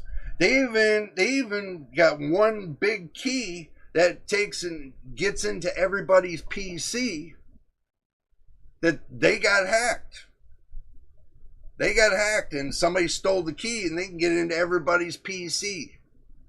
Through that little backdoor shit that they said they don't have. That's a lie. Everybody knows Microsoft has a backdoor code to every one of the computers that's in this world. That is on Microsoft's network. Why do you think they want to keep you logged in on their network? Because they got full Monty to your PC. Why do you think I don't keep my personal information on my PC? Because I've learned to use these. They ain't getting crap off of my PC. So, aim feeling like code my arms. Oh, whoa. DV, ain't feeling like coding my arms off. Okay, I got you. Well, I don't blame you. That's why you got AI. AI can do your personal coding for you. That's why Microsoft started laying people off. That's why Google started laying people off. That's why Apple started laying people off. And, you know, all these companies are starting to lay people off and they're only going to keep a skeleton crew. Guess what? AI is going to do all the work. And guess what? Everybody else is going to be working in restaurants, hotels. They're going to be the bus boy. They're going to be, you know, the bellhop, where they got to go get your car, get your luggage and everything else. And you just got to work hard the rest of your life to make $1. And you can be 150 years old and then turn around, you're still pushing the bag. Yeah, we know. You can have a catheter bag hanging out the side of your stomach, walking with the cane, taking somebody's luggage to their room. Oh my God. Unbelievable. Unbelievable. But not getting off topic or anything, I just cannot see pushing 2,000 watts to a GPU. It's not warranted. I seen them when they did the LN2 test with 1,000 watts. Just to get, what, an extra 1,000 points? Give me a break. Give me a break. Is it really that bad that you got to be that hard up to be the first one on the leaderboard? For what? For what reasoning you got to be on that leaderboard? Can you answer the question? Is it because your name's there? Because everybody can see you? What is it? Why do you have to have your name on the leaderboard for? Explain this to me. I'm not understanding. Maybe it'd be better if you explained it so that way I can understand. Or maybe you don't want to explain it. Maybe that's just it. Maybe you just want to keep that to yourself and never tell anybody the reason why you want to be on a leaderboard. You want to run a 2,000 watt GPU to trick everybody to think you got a better GPU. For a 10-second benchmark. A 10-second benchmark.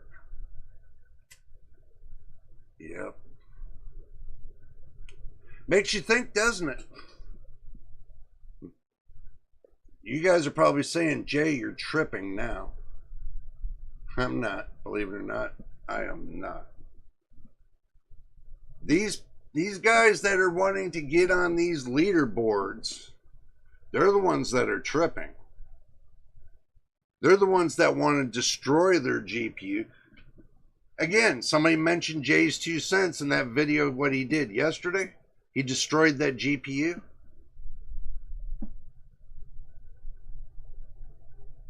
Did I tell him to do it? I didn't tell him to do it. He just did it on his own.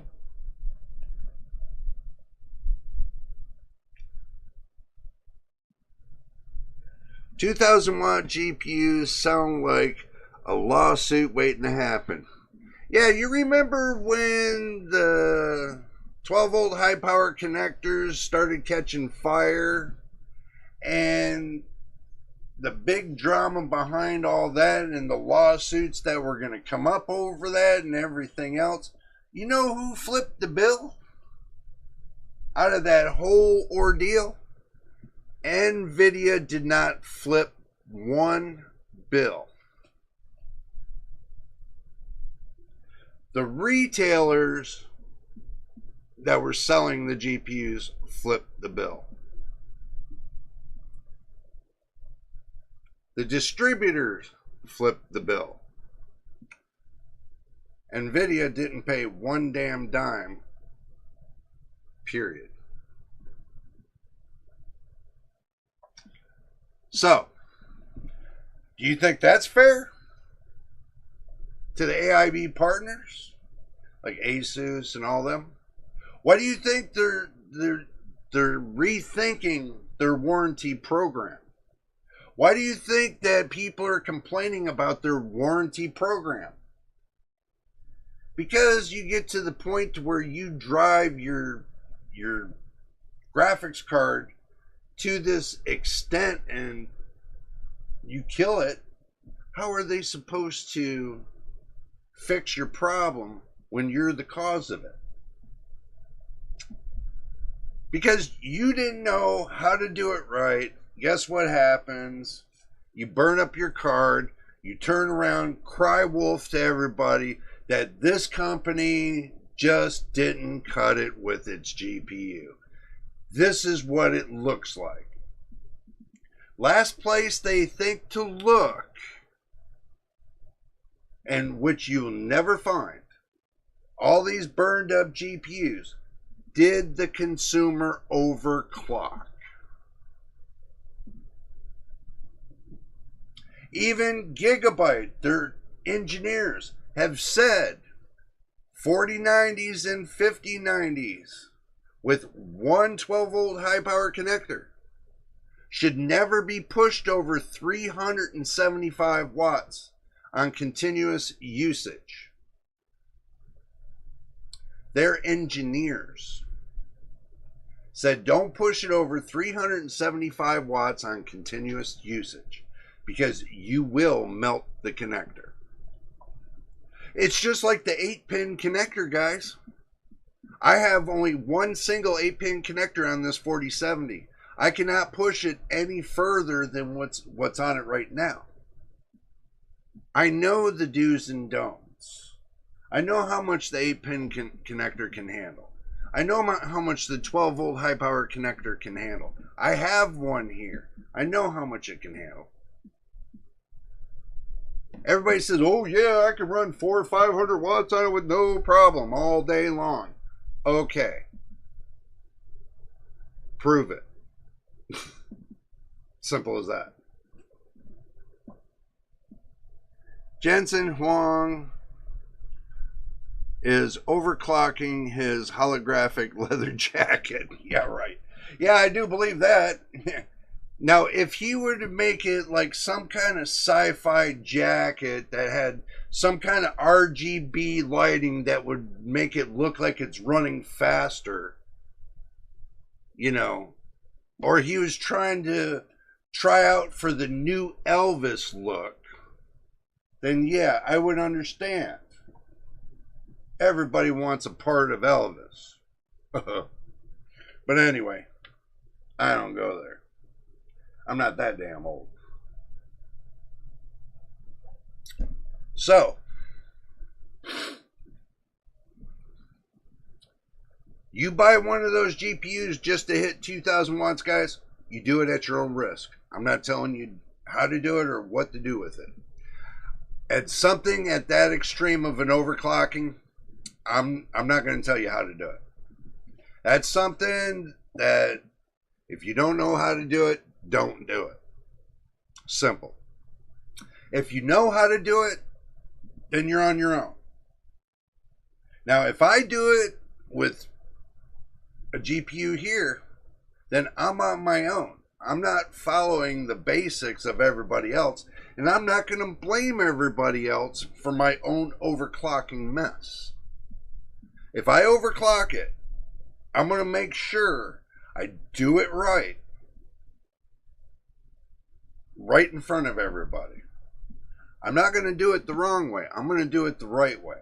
There is a right way and there is a wrong way. So, but I have my own way of overclocking. And it's sure not the way that they overclock. So, the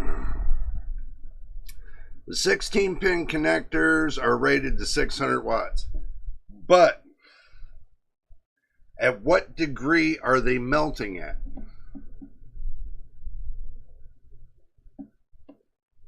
You say they're designed to run at 600 watts, but the reason why they're melting, some GPUs are pulling all the power from two of the cables.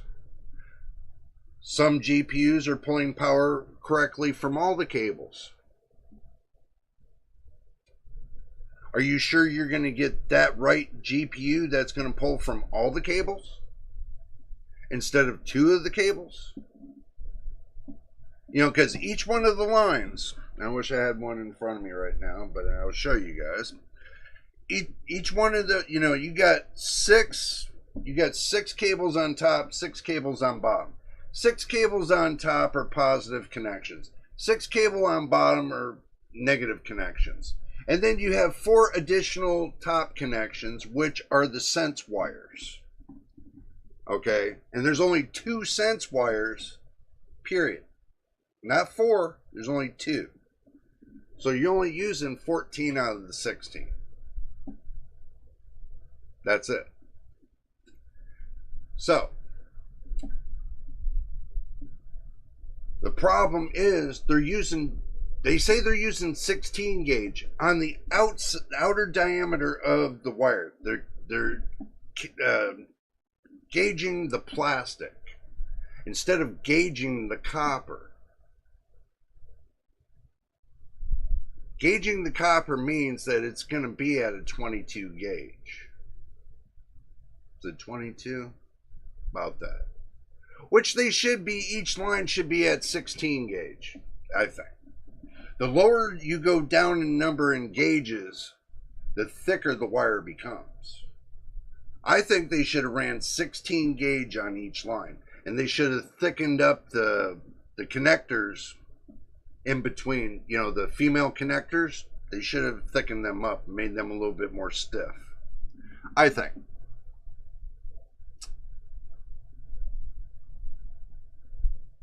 Standard RTX 5090 consumes 575 watts. And that's one reason why I will never get those GPUs. And me being a content creator, believe it or not, I'm telling you like this. Some people might take the risk and get those GPUs, and later on down the road, guess what? It works for them or it catches fire. You have that choice. But I'm not willing to take that risk and risk burning my house down over a GPU. I'll get one that runs moderate, which I do. I got one here that runs moderate. That's all I need. I don't need anything more. I can play my games just fine. I can content create just fine. And I can do office work if I want just fine. But I don't need something overpowered just to get my P-balls right here to see better on the screen. You think your P-balls are going to change anytime soon by getting a high-powered graphics card? No. Are you getting, what results are you looking for? Oh, better visualization. Well, your monitor is only going to put out so much. How are you going to, unless you got a top dollar monitor that's going to put out like 600 hertz or greater to make your P-balls get a little bit bigger, it's not going to matter. That's why I've come to the conclusion mid-range GPUs are just fine. Anything above that is a joke. People might use it because they like that speed in gaming. Well, I hate to tell you this, if your internet doesn't run faster, your speed in gaming is going to suck. And you're going to think it's your GPU when your internet sucks. Because your internet slows your computer down, the travel of information between their server and your PC. Guess what's going to happen? You're going to lose FPS. You're going to have a little stuttering. Yeah, some people don't realize that. They never think to even think about their router for their internet and think about if that was a problem or not before they decided to judge their GPUs. So, 4070 Ti was pulling it from only 2 8-pin connectors. Yeah, but the wire's a lot thicker on those. If I remember right, 8-pin connector has a thicker wiring. Like, what, 16 gauge? How I know? I check the gauges myself. So, I don't need to make anything up. This is the real deal. I gauge all the wiring, especially with my PC. I gauged all my wires to make sure they were good enough for what I was going to do. I didn't want undergauged wire because if I go to pull power, I want it to pull power like this. Not slow like a turtle. That's the reason why my PC runs so well. And I don't have to have high range, big stuff just to make it run. So, I just use a 240 Hertz 4K OLED. Well, that's cool. There's nothing wrong with that. Look, I'm not knocking that. I'm trying to tell you, you buy what you want to make your stuff run great.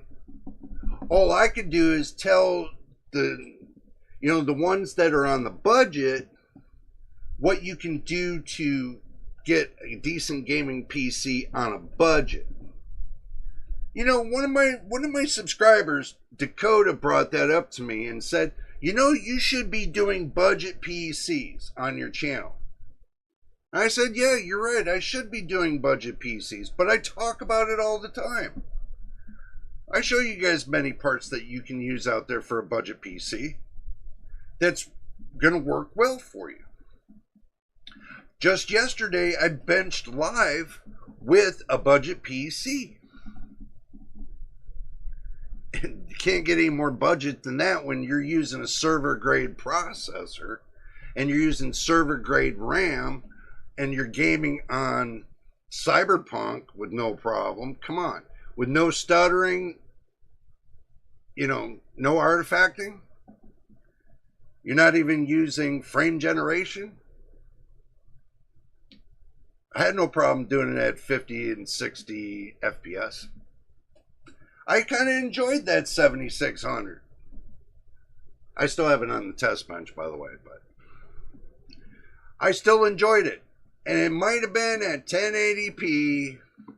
Well, actually, no, it wasn't at 1080p. I do apologize for that. Because it's on the capture card, it was at 1260 by 768 p. But it still gamed well. Because it was on the capture card and it wasn't on the actual screen itself. Unless I'm recording off of that PC, I would have to redesign everything. So this way, if I redesign everything, I could take the capture from the capture, put it up onto a 1080p monitor and go that way. But that's a little bit more difficult. That it's going to take time for me to rearrange that so I can do it on a 1080p monitor. And guys, I know you say to me, well, Jay, you just run 1080p. Yeah, you're right. I do run 1080p. Why do I enjoy it? I enjoy it because it beats the crap out of my CPU. It beats the crap out of my GPU. It beats the crap out of my RAM. And it beats the crap out of my SSD and my PSU and the airflow in my case. Hotter air becomes more dense, so it's harder to move. So if you got the right amount of airflow, guess what? It moves. But not at 2,000 watts. I doubt you're going to ever put a GPU in your case that's going to run 2,000 watts. Because the heat in that case is going to be so intense.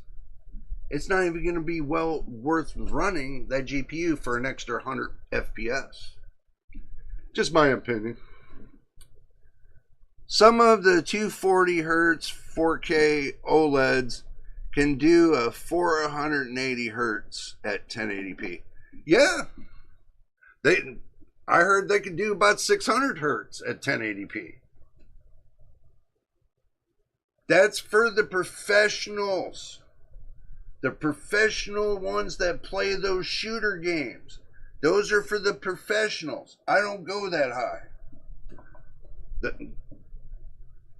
When I got two monitors that costed me around $200 or less, it's a good deal in a budget gaming PC. My whole PC, my whole setup was all budget to start off with.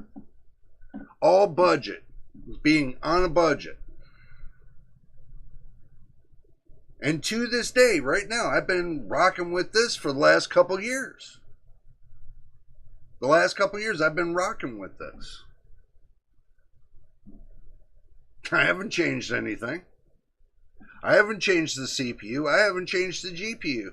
I haven't changed the system RAM. I haven't changed none of the SSDs. They're still the same. They're all rocking at 100% after 2 years. I can't complain. The only use I can see for that is people who play Fortnite competitively and CSGO. I agree. But I don't, so I can't see me doing it. I'm at 60 Hertz on mine. 1080p, 1920 by 1080p, 60 Hertz. 1-to-1 with the wall socket at 60 Hertz to the monitor at 60 Hertz, 1-to-1. So, that's all I need because there's no time delay. 0.5 milliseconds of time delay on my monitors is not bad. When I play games, I'm only between 12 and 18 milliseconds on latency. I'm not rocking 60 milliseconds on latency like everybody else is and 128 milliseconds. 12 to 8, well, I'll say going from 12 to 20 milliseconds total. So, it's not that bad. Low latency means better performance. Me trying to get it close to 1-to-1 for better performance. So, you guys might say to me and say, hey Jay, what are you doing to get it that way? Well, I'm not killing my GPU. Don't need to. I enjoy what I do and what I play and how I tell you guys I play it. And I rock with it every day and enjoy it every day. 7 days a week. That's the reason why my GPU still looks like it's brand new. right here. It's an Asus card, and it still rocks like it's brand new. No degradation. I'm happy. Mine is 0.03 milliseconds. Yeah, but you're running 4K. You're running at a 480 hertz monitor. You're using more advanced technology than my HD TV. See, I'm using an HD TV. These other two are monitors. This is an HD TV that I rock on. So, big difference. Yeah. This one right here that's in front of me, that rocks at 0.05. This one rocks at 0.06. This one rocks at 0.06. This is the only one that rocks the lowest, and that's the one I use the most. Knowing that it could be the millisecond delay could be in the cables that I'm using, or the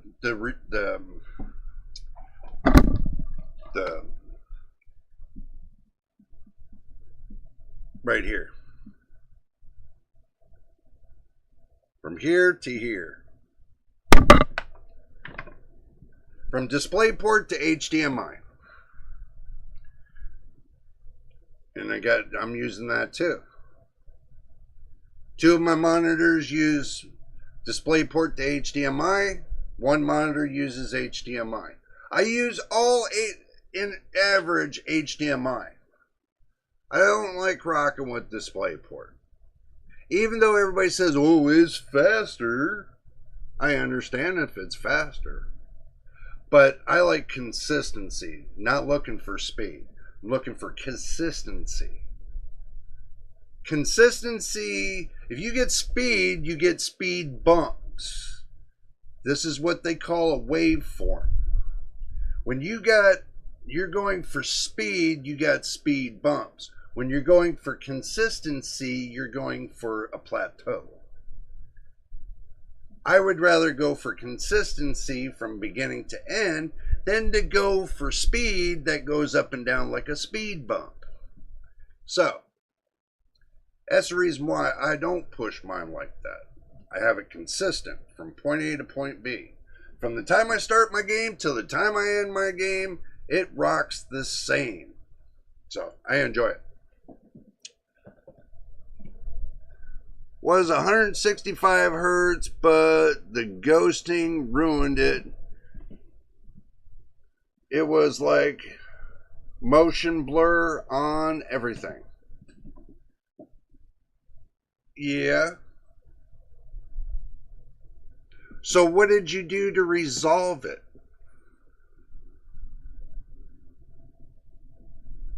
What did you do to resolve the ghosting?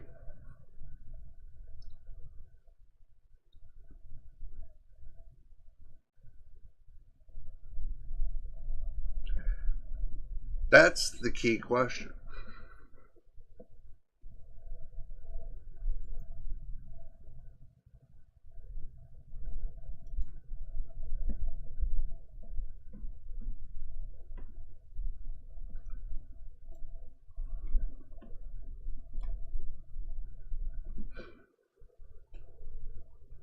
I bought a new OLED screen. Okay. You know what I did to reduce all the ghosting and the artifacting and everything else? I'll tell you. It's very simple. You guys would just say, well, I don't believe it. I don't believe it. I can tell you, but it's not going to be easy. I can tell you.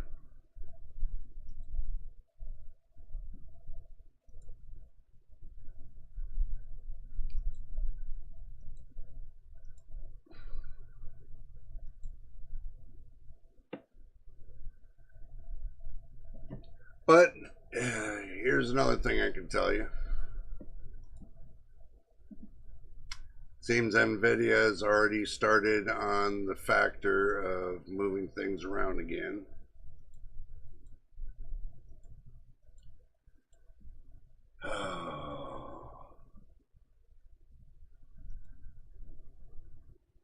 Well, if you go into my manage 3D settings, I'll just take you guys there. Show you what I'm doing. If you go into manage 3D settings, what I do is I've been messing around with their software just to see what it'll do. Okay, this is off. Analyzing is off. I leave this one here set and this one gamma correction set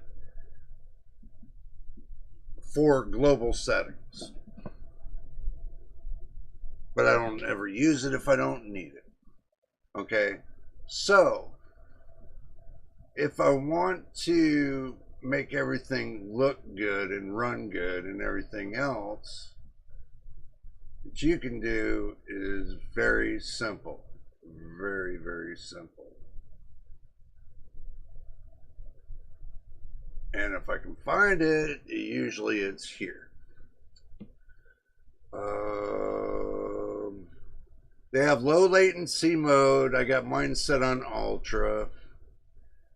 I got multi-frame sampled AA, MFAA. I have that turned off. I don't need that on. I know it's nice to have, but you know, what do I need it? That does me no good. So for some reason it doesn't seem to be showing DSR. Wow. Yeah, that's weird. Looks like they removed the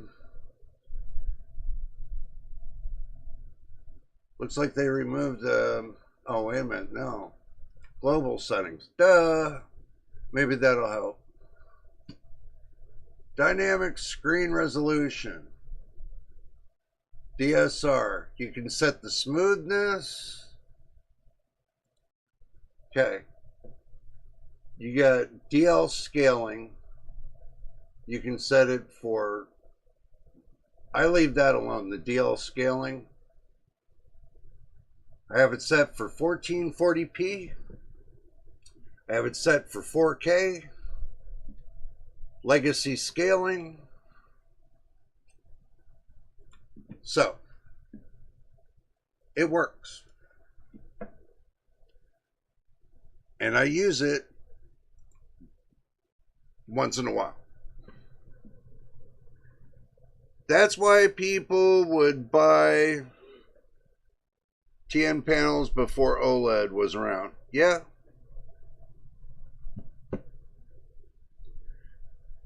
There was nothing you could do to fix it. You could enable ULMB, but that reduced the screen brightness and you would only see half the frames. Wow. BA panels ghosting. Wow. I use dynamic screen resolution running a 1080p monitor and running the resolution up to 4K. Trick: do not set on your desktop 4K and try to play the game. It will reduce your FPS badly. Always have your desktop display set at 1080p if you have a 1080p monitor. If you got 4K, you don't need to worry about this. If you got a 1440p monitor, you don't really need to worry about this. Okay, this is just people that are messing on 1080p. You can upscale your resolution to 4K with low latency, which I have no problem with, and it makes it look a little sharper. Gives it a little bit of sharpness. But I have not seen artifacting or no artifacting or stuttering. So none of each. I only use DSR at 4x on my second 1440p monitor. At zero smoothness so that I get higher than 4K on it. Looks native, and I can fit more windows on it. So basically you like it. Oh, hi Machine, good to see you, my friend. Welcome, welcome, welcome. Don't worry, it's fine. We're here. We're partying right along. I mean, I'm only going to be doing this. I'm only going to be talking for maybe another half hour till about 6, which will probably be 9 o'clock your time. Probably be about the time you get home anyway. And I'll be on Discord just rapping along with you guys. So, yeah, I kind of figured that. That's the reason why I use it, because it works really good. And I've had many people tell me, oh, I don't like DSR. It's kind of flappy looking. I mean, they don't even use it. They don't even know about it. And they tried to tell me one time that DSR was nothing but fake resolution. That's what they tried to tell me. It was fake resolution. I was like, you gotta be kidding me. Because it makes the pixels smaller, it's fake resolution? Are you shitting me? Get out of here with that. I have tried it on my main monitor for some older games to upscale them to higher res. You know what? I played on Cyberpunk on 4K resolution, low latency. It looks great. I put 50% in there, balanced it between the two. It looks great at 4K. But it doesn't cost me latency. It reduces latency. It reduces VRAM usage. It reduces a lot of things, but gives you a little bit better performance for less problems, more performance. What are you going to do? I enjoy playing on it. I mean, truthfully, I do enjoy playing on it. Machine says it's all fake. Yeah, you're right. Gaming is all fake because it's pre-made, man-made visualizations. Yeah, we know it's all fake. At 4x, it's higher image quality. It's like a higher level of AA. I agree. But how many people have you said that have 4K monitors and and they watch you play 4K res on your monitor, and if you have like a 1080p monitor, they look at it, well, how are you running at 1080p when it says 4K? And you look at the difference between a 4K monitor and your 1080p monitor. Have you ever looked at the two and decided which one was better?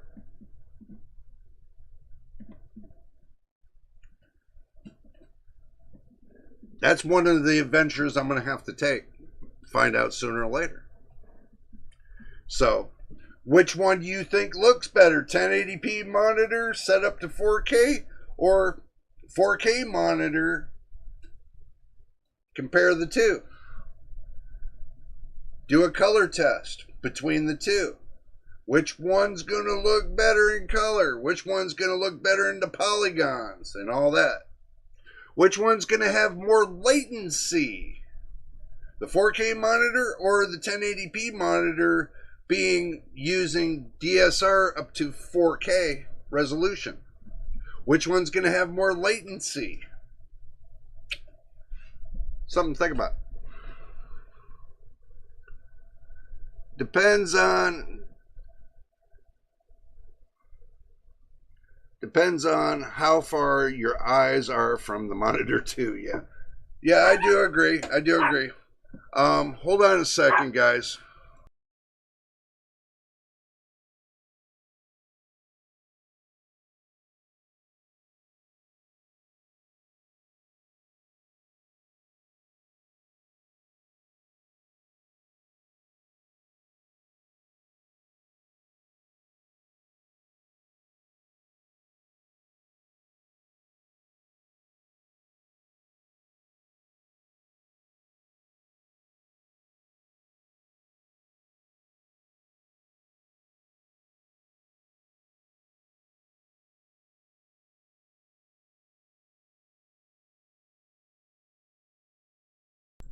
Oh, I'm back. I'm sorry I left you guys.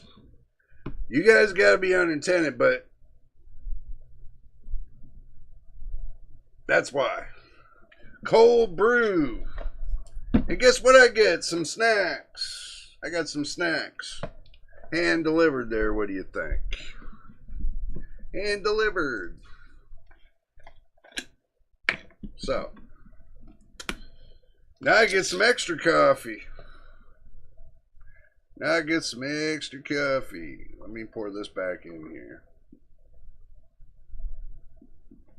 Somebody kind of cracked it open, you know, using the wrong cup. I don't like that cup. Really don't like that cup. So, let's get back to business, don't you think? I'm going to add a little bit of Milo to this. Trust me, this is going to have enough energy to make you jump out of your skin. Put that over there. Put the lid on it.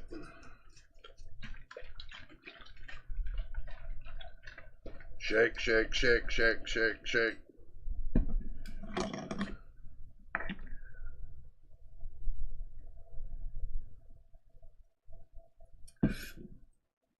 Oh yeah. That will wake you up. And a little bit of crunch and munch. Got to try at least one.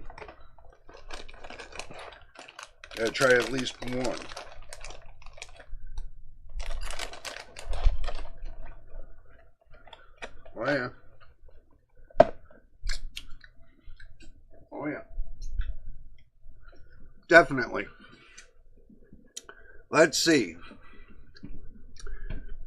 Machine says I use it on a 4K on Helldivers 2, help reduce the CPU usage on my Super. Cool. Which we talked about already. You ever drank those pre-workout drinks? I've tried one and felt like I was on crack. Yeah. Before I started,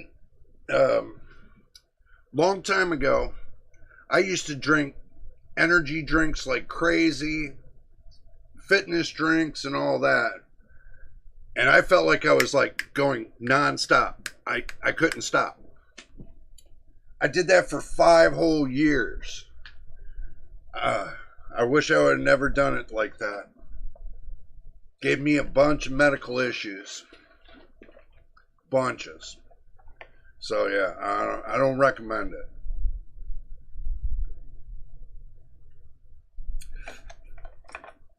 Something like this, it's okay. Because it's not too harsh. I don't think it's too harsh. It's just mildly. But it'll wake you up. Let's see. First and last time I tried that. Yeah, I would agree with that. I had to give up the energy drinks. They started giving me ulcers. I just drink coffee now. Yeah. Well, that's basically what this is. This is cold brew coffee. And that Milo stuff that I had. Oh. Ow. This Milo stuff I had right here. That's what I use right there. I add it to this. I add it to my water. It's not too bad.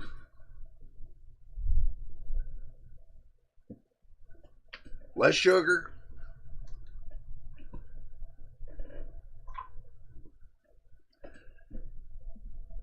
And they were only 17 cents a piece.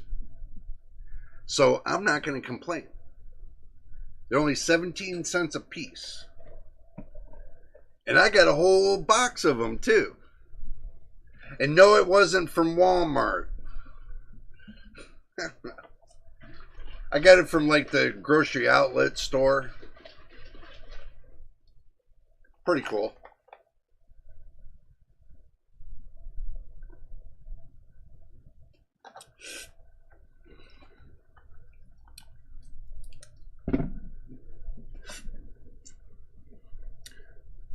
John McAfee.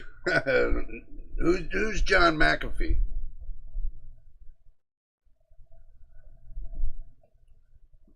Oh, McAfee.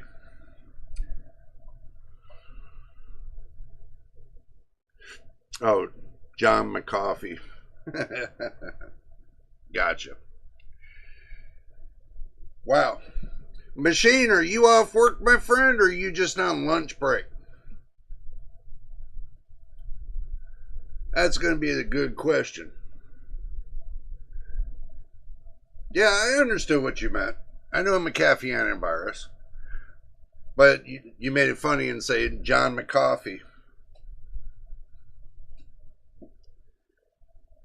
I don't...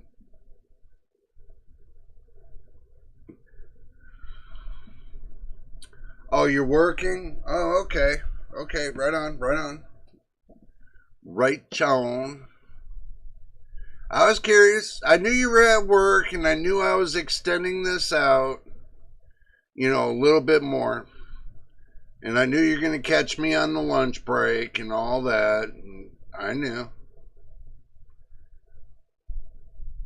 Like what was supposed to happen on Thursday, but didn't happen. So, by the time we get done with this... Well, think about it. By the time we get done with the live stream, you'll be heading your way home. And you'll be on Discord by then. Labeling stuff while I'm listening. Oh, okay. Don't worry, I am American by injection, Cafe Rico. Yeah. Okay, guys. Now's the time I'm going to open up the floor. What do you guys got rocking? What's going on in the world? Even though we talked about the 2000 watt GPU, which I think, never mind. I'm not even going to go there anymore. I'm done talking about that. That is going to be somebody else's headache. Especially when it starts catching fire and they make a big stink about it over the different platforms. Yeah, I know.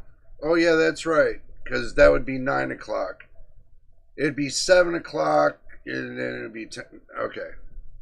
It'd be 7 o'clock. No. It'd be... I can't remember. I'll get close to it. It'd probably be 8 o'clock. Who knows? What PSU would you use with that?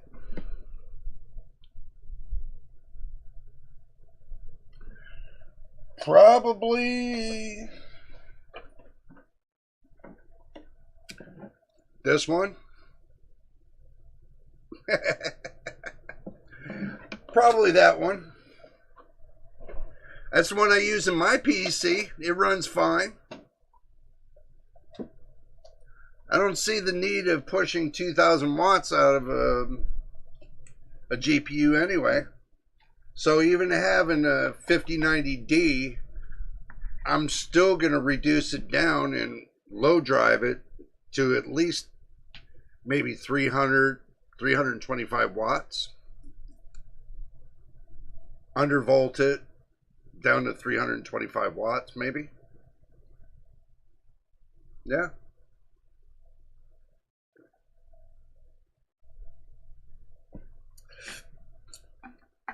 I wouldn't need no more than 325 watts to get the right FPS out of it.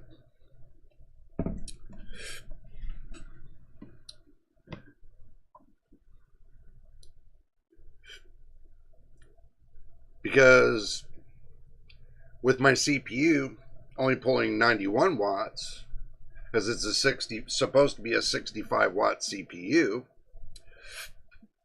But in actuality, back when it first came out, they had the first set of information on the 5700X was supposed to be a 105 watt CPU. But then they changed it. They pulled it off the internet and changed it to 65 watts.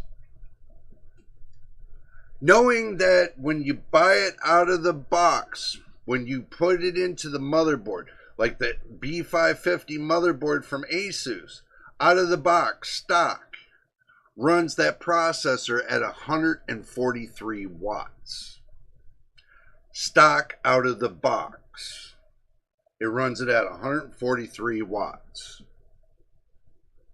And I've noticed that. Was there a temperature change? No.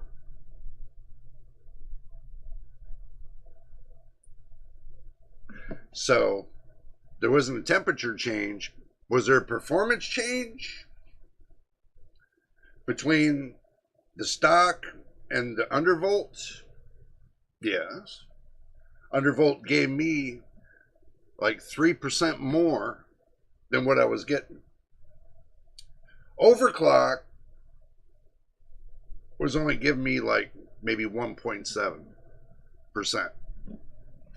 So I did better and got better undervolting than overclocking. Stock performance runs the processor at 143 watts. Straight up. I kept mine at 91 watts. Oh, I can turn PBO curve off. I can turn all that other stuff off. But if I go to do that, then that means I have to downclock it from 4.850 gigahertz down to 4.650 gigahertz. So I have to clock it back 200 megahertz. If I don't, then it'll crash. So.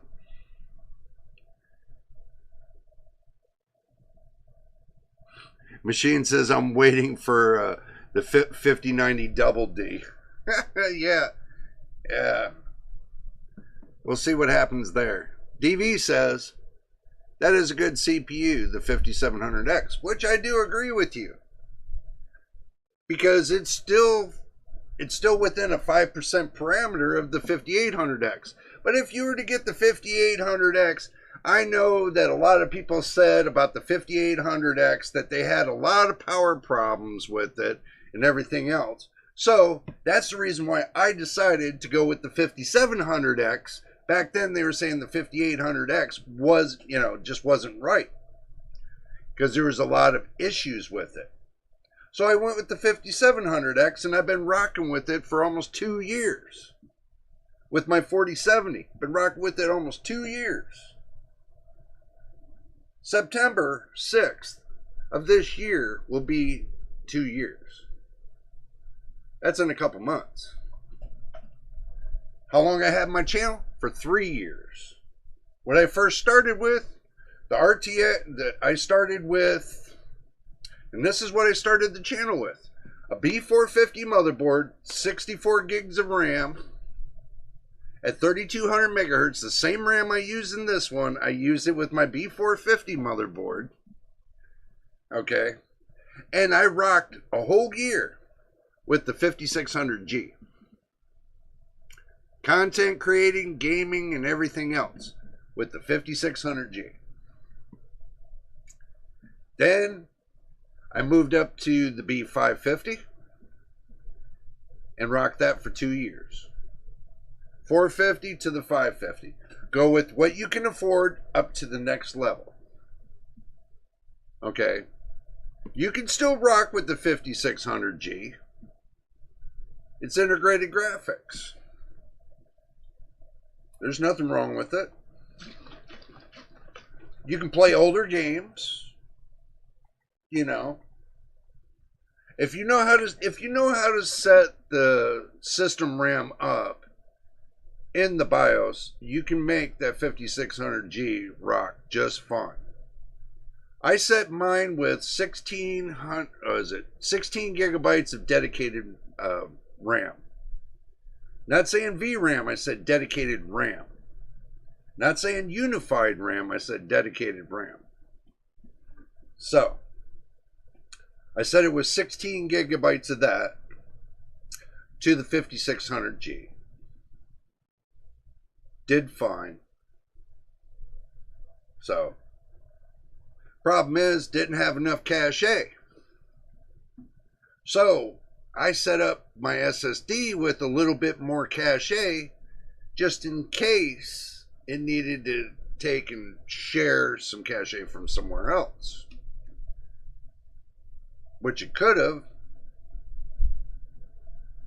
but gave the drive a little bit more speed to get the information to move a little bit quicker from the SSD through the system RAM through the processor, in the processor with the GPU and everything combined. But it worked out well. I had no problem with the gaming. So, you guys tell me what you think. Would you ever game with the 5600G? I mean, it's only got, what, 7 CUs? It's only got 7 compute units. The 5700G's got 8 compute units. The 8700G's got, what, 12 compute units? Or maybe more, maybe 16 or 12. I don't know, maybe, is it 16 or 12? Or what, or was it, yeah, I can't remember if it was 12 or 16. But it's somewhere in there. You guys can let me know in the chat.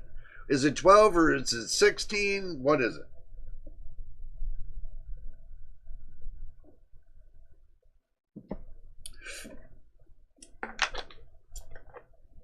I haven't caught up with the 8000 series because there's nothing good that's coming out of the 8000 series because nobody's using it.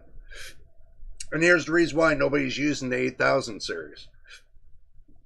When it comes to 8700G, is because of that reduction they did on the PCIe reduction for the motherboards. On the CPU, they reduced some of the lanes that's on your SSD. Instead of running PCIe 5.0 X4, they reduced it down to limited PCIe 5.0 X2. I could be wrong, but I did hear they reduced it from 4 to 2. So, and on that note, that the graphics card can only run PCIe 5.0 X8, that was reduced as well. Supposedly. But that was a long time ago when they were talking about this information. So, but I don't hear anybody rocking with the 8700G or the what, the 8600G and so on. I don't hear anybody rocking with it. Once in a while you see them on the market, but you don't hear anybody rocking with it. Not with having 16 gigabytes of cache on it. So you really going to rock with that? What I would like to see, and this is the thing, what I would like to see, and you guys can hear me out on this.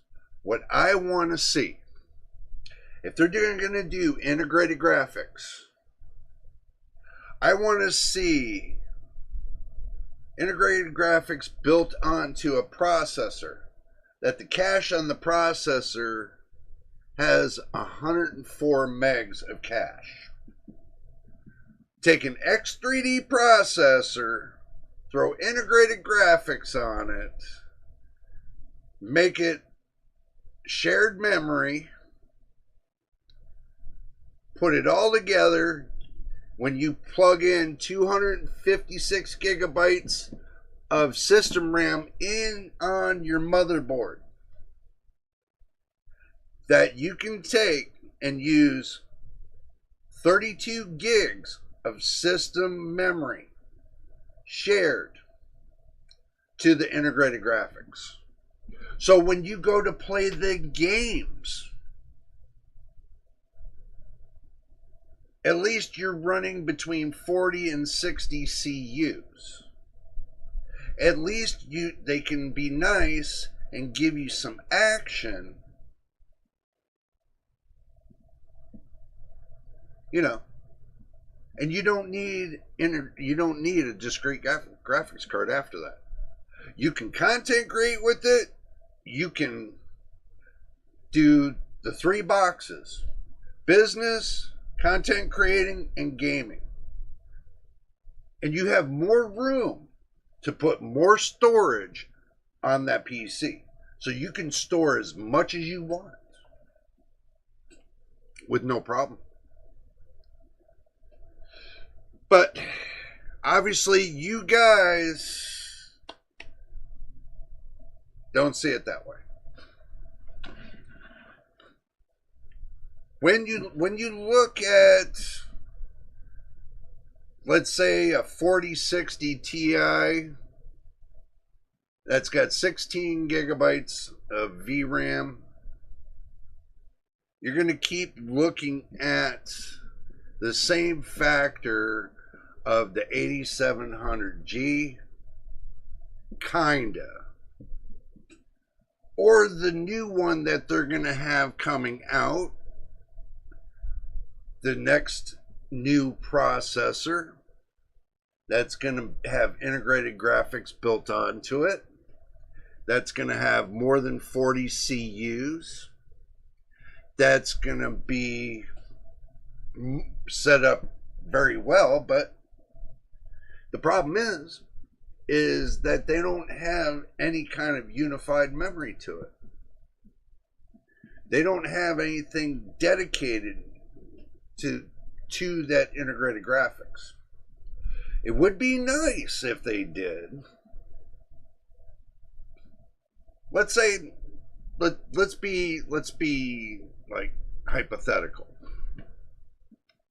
Let's just say that they don't take and do like they did with, let's say it's a chip the size of Threadripper, right?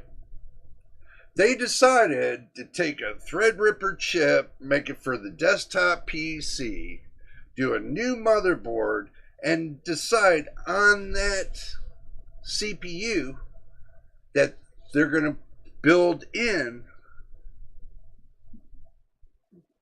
RAM for the integrated graphics.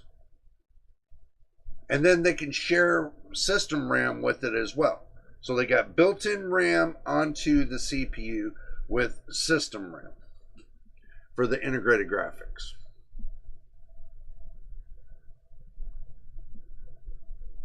I think it would work. What do you think a discrete graphics card is doing? The same thing. It's just packaging everything into one area. You got to remember, if you take integrated graphics, package it into one area, it's not going through the PCIe lanes. It's closer to the source. The closer you get to the source, the faster it becomes. So if they build it towards the source, the faster it'll become. And the faster the graphics will move, the faster everything becomes. If they learn to perfect it, but they still haven't.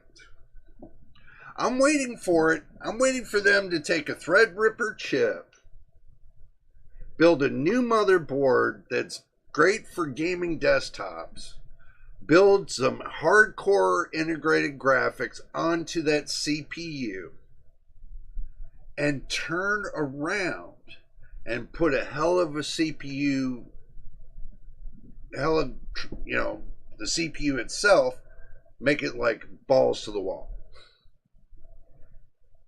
And for the system RAM, clock everything out at 10,000 megahertz.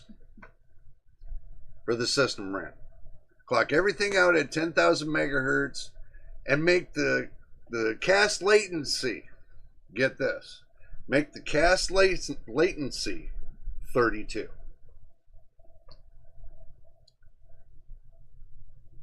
Would it run faster? You never know. Would it be something they need to try? Maybe. Would they ever try it? Probably not. Is it worth it to them? Probably not. But to the consumer, would it be worth it to the consumer if it was low priced? But we know when they get up to 10,000 megahertz, it's not going to be cheap. So they're already pushing the 9200 already. So, but they're using CU DIMM, but they're adding a little bit more to the CU DIMMs now. They're not even on the market. They're sitting there trying to create something they haven't really put on the market. You know, they really want to make it work for the gamers. They wouldn't capitalize the CU DIMM towards Intel. They would have capitalized it for AMD. And then they would have been capitalizing it for Nvidia as well. Because guess what? Nvidia's coming out with the new chip. Either the end of this year or the beginning of next year. So when they come out with that, who's to say how fast that's going to be? Compared to the x86. They're going to be using an ARM processor. Nvidia is. With their graphics and an ARM processor, I don't know, guys. I don't know. I'm going to tell you, I don't know. It's probably going to be curtains for AMD and Intel. If Nvidia keeps to their word, other than saying 4090 performance with a 5070 GPU. Doesn't work.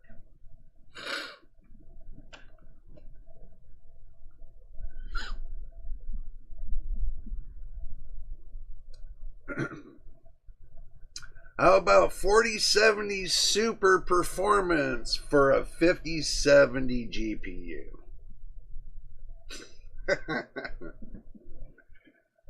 I thought you guys would get a kick out of that. I thought you guys would think that's funny. That's pretty much what it comes down to. So, 9060 XT 16 gigabyte performance for a 5070 12 gigabyte GPU. Or is that the other way around? We don't know.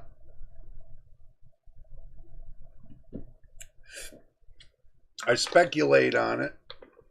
I leave my opinions on it.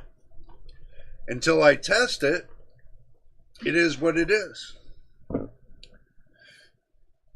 like I told you guys, when it comes, and I'm going to explain this so we understand each other very carefully. Now, when I test a GPU, let's say, I'll just pull this one up, it doesn't matter. Like this one right here. Okay. When I test a GPU and I get the results, that's fact.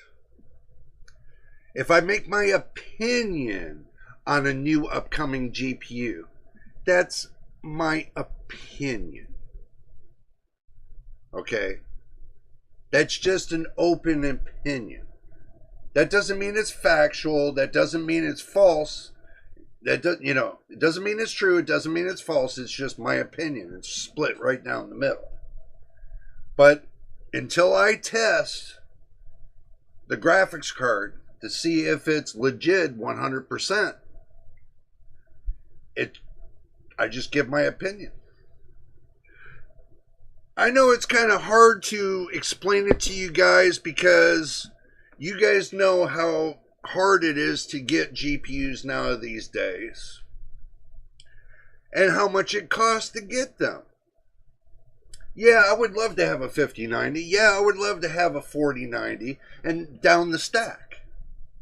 But I know how much it costs. And with me not having, you know, solid total 100%, you know, balls to the wall income coming in, I can get it when I can get it. It's like I had to work the other day so I can pay for my car tax for next year. So I had to do that. And hopefully that I can keep this going for, you know, and get a little bit of here and there so I can start saving up to do something new. Or basically buy something used and modify it or whatever. So that way you guys see that, you know, I'm getting equipment with my own money. I have not touched, if anybody, you know, like put a super chat or anything, I have not touched none of that money yet. It's sitting with YouTube and it's sitting with Patreon. I don't have it linked to no banks as of yet. So I have not touched anything. I just let it sit there and accumulate. And the reason why I say this is because it has to accumulate because, you know, you guys are, you know, showing the love, and, you know, I want to make sure the money goes in the right direction. So next upgrade I get will be next year the new AMD CPU. Are you talking about what do you call it? Olympic? Was it Olympic Ridge or something like that? You're talking about the Olympic Ridge? I think that's what they call it.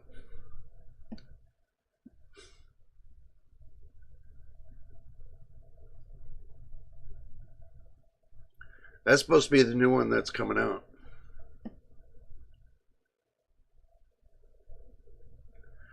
But I'm wondering if they're going to do the same motherboard for the 800 series.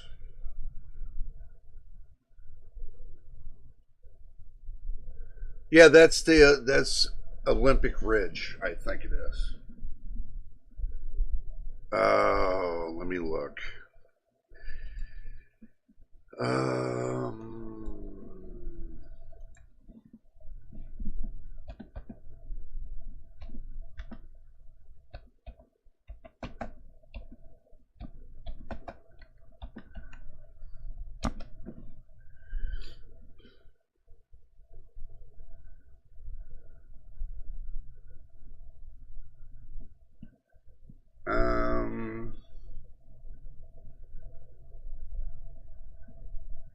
Yeah, it's Olympic Ridge. It's Zen 6 Olympic Ridge. It's the Medusa point.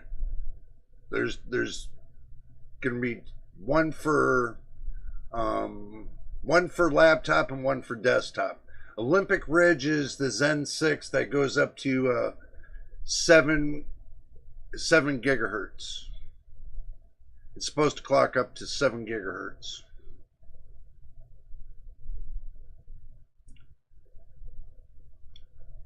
From what Overclock 3D says. So they say AMD 7 gigahertz Zen 6 clock speed target confirmed. Leaker claims. So they give a whole article about it. And if you guys want me to leave the link on the article, you can read through it if you'd like. I'll go ahead and just take and copy it, and I'll send it to you guys right here in the chat, so you guys can see the article. So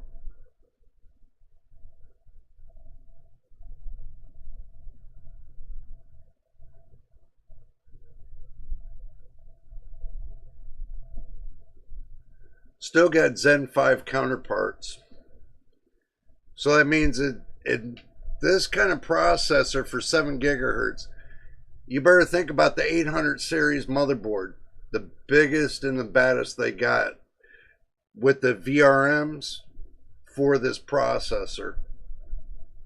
It says, basically what I'm told that they are, without going into detail, they are definitely achieving 6.4 gigahertz or higher. And the goal is above 7 gigahertz. That's what they say. Yep. So. And that's from Moore's Law is Dead. The YouTube channel, Moore's Law is Dead. That's what he's saying. So, that's what he's claiming. I guess he's got a video on that as well. If you guys want to go look at him, you know, that's up to you. But that's what he's claiming. So, just something to think about in the future.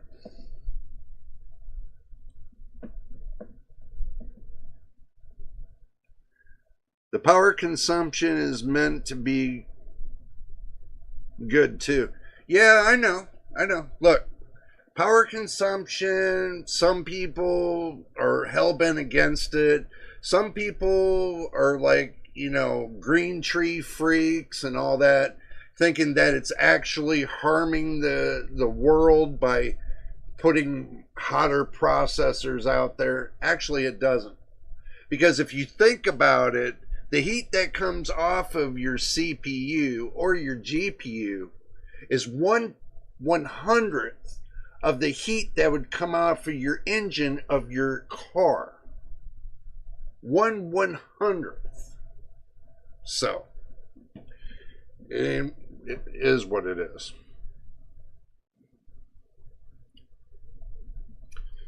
He gets his info directly from AMD, and I've heard others with connections to TSMC saying the same thing. Yeah, I understand. Everybody's got their own connection source, me. Everybody's got their own connection source. Me, I got a couple friends that got connection sources, but I talk to them once in a while. I don't talk to them all the time to get, you know, the inside scoop from Nvidia or Intel or AMD or Asus or any one of those companies. I know they got, friends of mine got their fingers all into that. I don't have my fingers into it. I just hear things. I hear little birdies in my ear. That's all. It's not saying it's fact or fiction. I take it with a grain of salt. If I get the information, I pass along to you guys. Now, if I don't get anything, I don't pass it along. If I hear something on the internet, you know, like on YouTube or something, I pass it along to you guys. I try to keep the information as fresh as I can find it. But see, now this 2,000 watt kick in the butt GPU, nobody really talked about it. Not really. Not a lot of people talked about it. The GALAX GPU, not a lot of people have been talking about it. So, Born Joker says BS. What do you mean BS? What did I do, man? And welcome to the stream. When Moore's Law is Dead ever gave bad info. I can't tell you if he has or hasn't. because the info, if it's there and other people are talking about it, then, you know, there's got to be some truth to the factor. I never said he gave bad info. I just go by the info that I find out and whatever I can find in my research. I do my research to find out the good or the bad or the ugly. So, if I can't find anything bad about it, then yeah, I'm cool with it. But if I find somebody giving misinformation, then I'm going to tell you about it. Because I am the kind of person that wants the community to get the right information. Like if I bring up articles, I tell everybody like this, take it with a grain of salt, but this is what they're showing us. You know, this is an article. You know, truth to the matter, unless I test it myself, it's fiction. And you all should know that when it comes to information, unless you test it firsthand, the rest of it's just academic. It's just fiction until it becomes fact. Your opinion is your opinion, and that stays your opinion. But until you've tested it yourself, that makes it factual and everybody sees it and see you testing it and your results, then that's factual. If I'm testing a GPU and I'm testing it, doing it this way, this way, this way, doing it many ways, you guys are going to fall asleep because I do it about maybe 16 or 18 different ways, depending on how I want to do the GPU. Ask Mr. Machine. I benchmarked a GPU like 16 or 17 different times in 16, 17 different ways. And posted all the results to it. So, yeah. I just don't test one time and come up with one answer. I test every setting that I can. And if it's 16 or 17 different ways, trying the settings, you know, then so be it.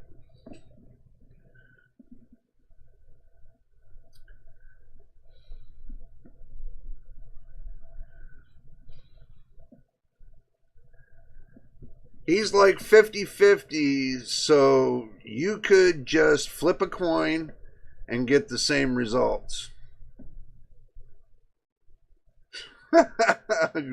Born Joker. I think you and Yellow are going to have a problem with the decision on this, to see which way he flips a coin. I don't flip a coin. It's either fact or fiction. It becomes factual when I test it myself, and I do it in front of you guys and show you guys the facts, the hard facts.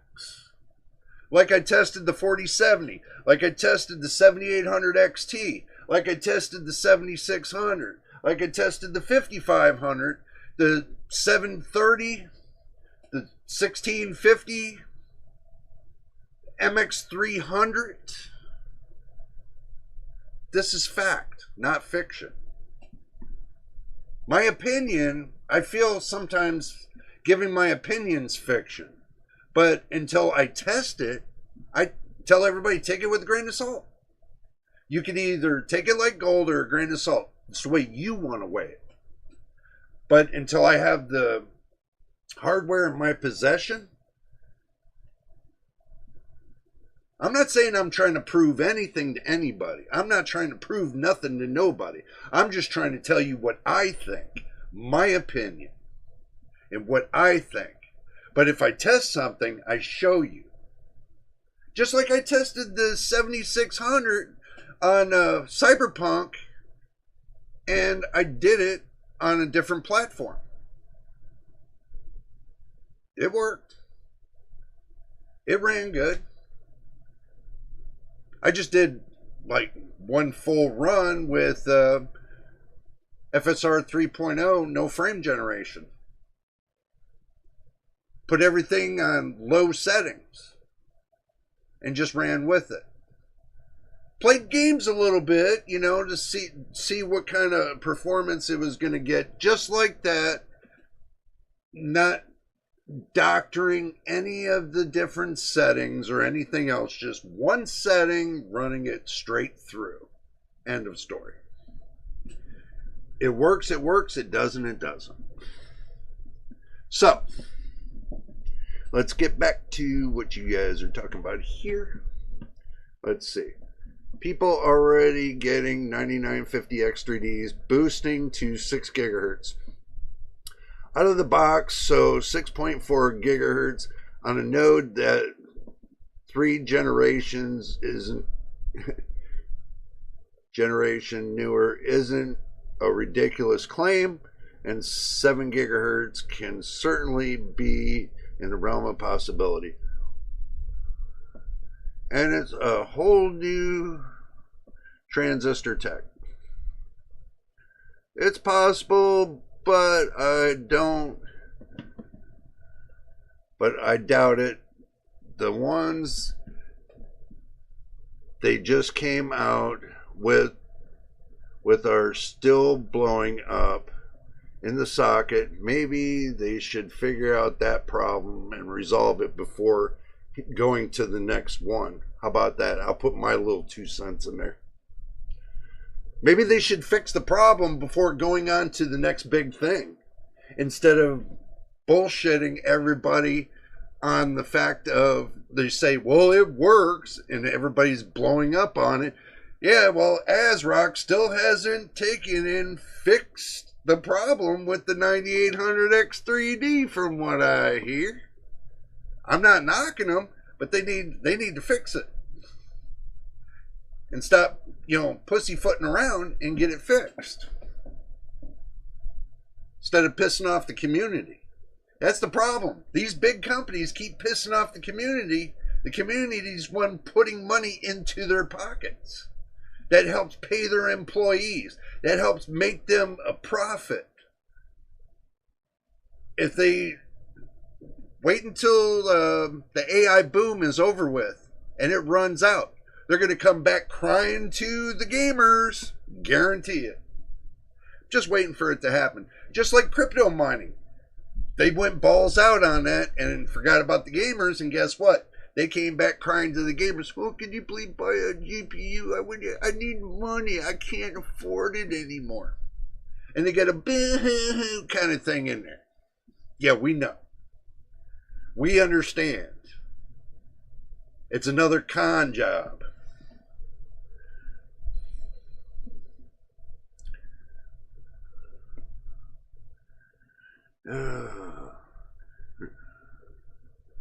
Reminds me of all the hype about the degrading of Intel CPUs. Yeah. Was very small.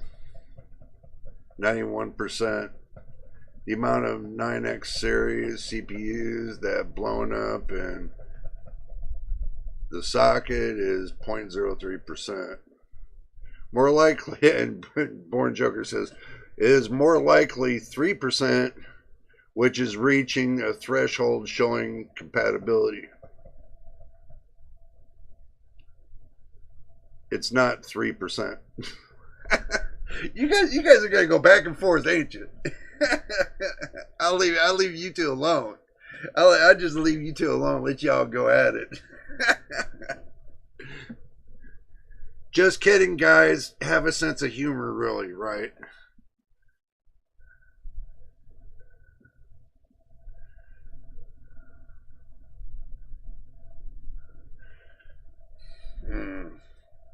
Machine, you still up there? You still listening in? What you doing, man? I still got your attention. We're over 6 o'clock, too. Ain't that something? That might be 9 o'clock on the East Coast. Well, actually, 6:30 here, so it's going to be about 9:30 there on the East Coast. I'm going to rock it for another half hour. I'm going to rock it for another half hour. What do you guys think?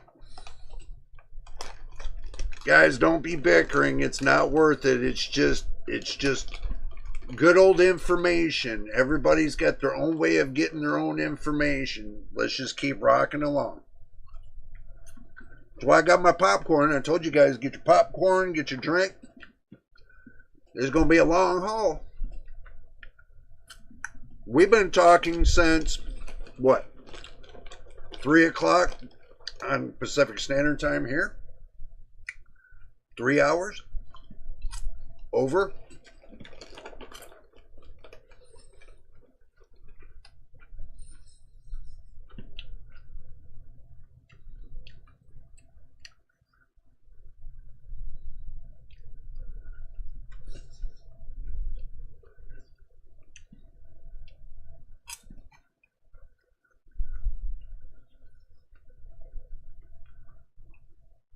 I'm just taking a minute, letting y'all get this out of your system. So, that's all. I'm just letting y'all get it out of your system for a couple minutes.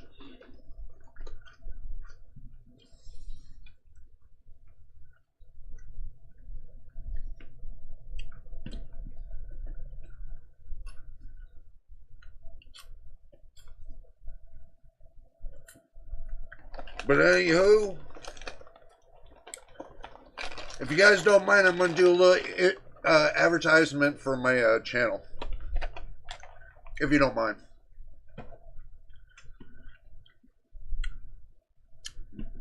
Alright, let me try to clear my mouth. Oh my god.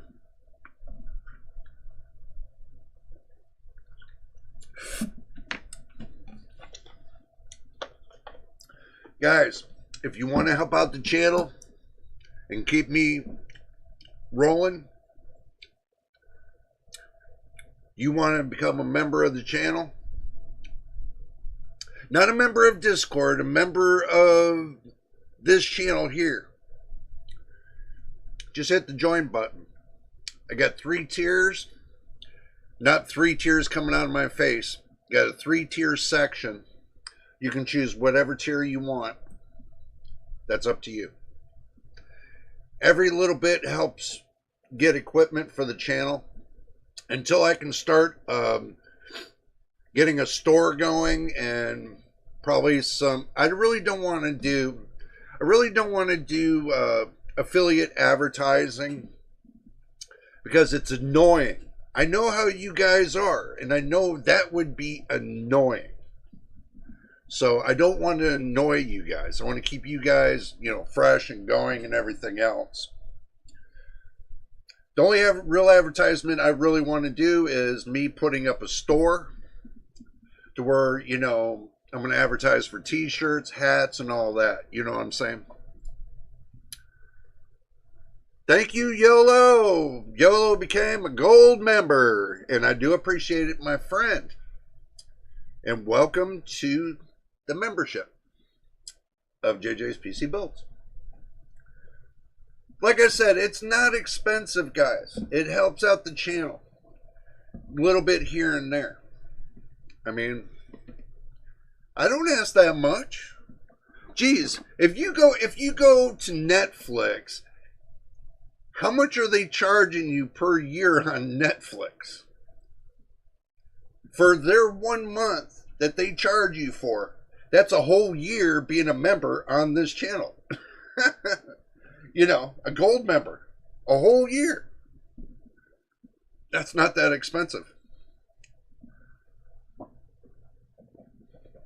So, thank you, YOLO. I do appreciate it. I do appreciate it. Welcome to... I need to come up with something that's going to really catch it. But yes, if you notice on my membership page, I do have videos that I'm working on slowly but surely. I know everybody's going to be a critic about my videos on the stages that I'm doing when it comes to the PC Masterclass. I'm doing it in stages and I'm building it slowly. I'm still working on things for the membership, but I still, you know, a lot of things I'm trying to do. I'm doing the best I can. We'll get there. Takes time. Be patient. We'll get there.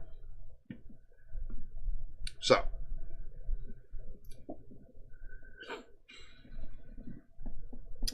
There's millions of 9X. Yeah, we know. I have not seen 30,000 people's CPUs blow up in the socket. Actually, I've only seen one.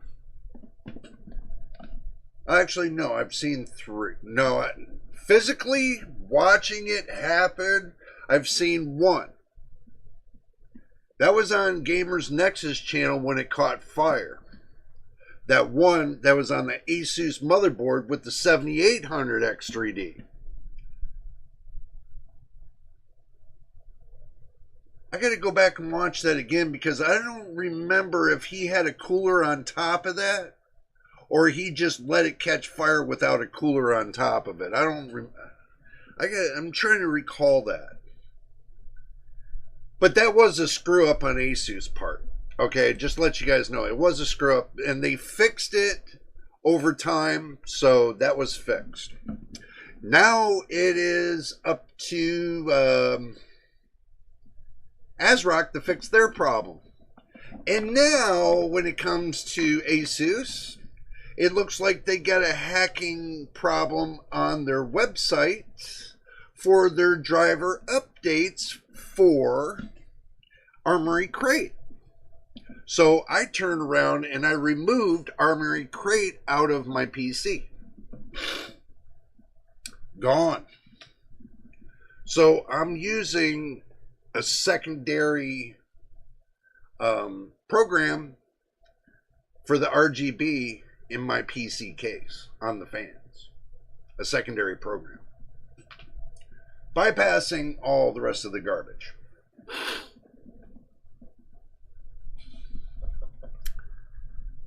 That's when they found out that Asus was lying about their motherboard protections. Yes, I do agree. Once I heard about it, that was it. I pulled Armory Crate right out of my PC. I was done. Done. So, I pulled all that crap out. ASRock had a VRM issue.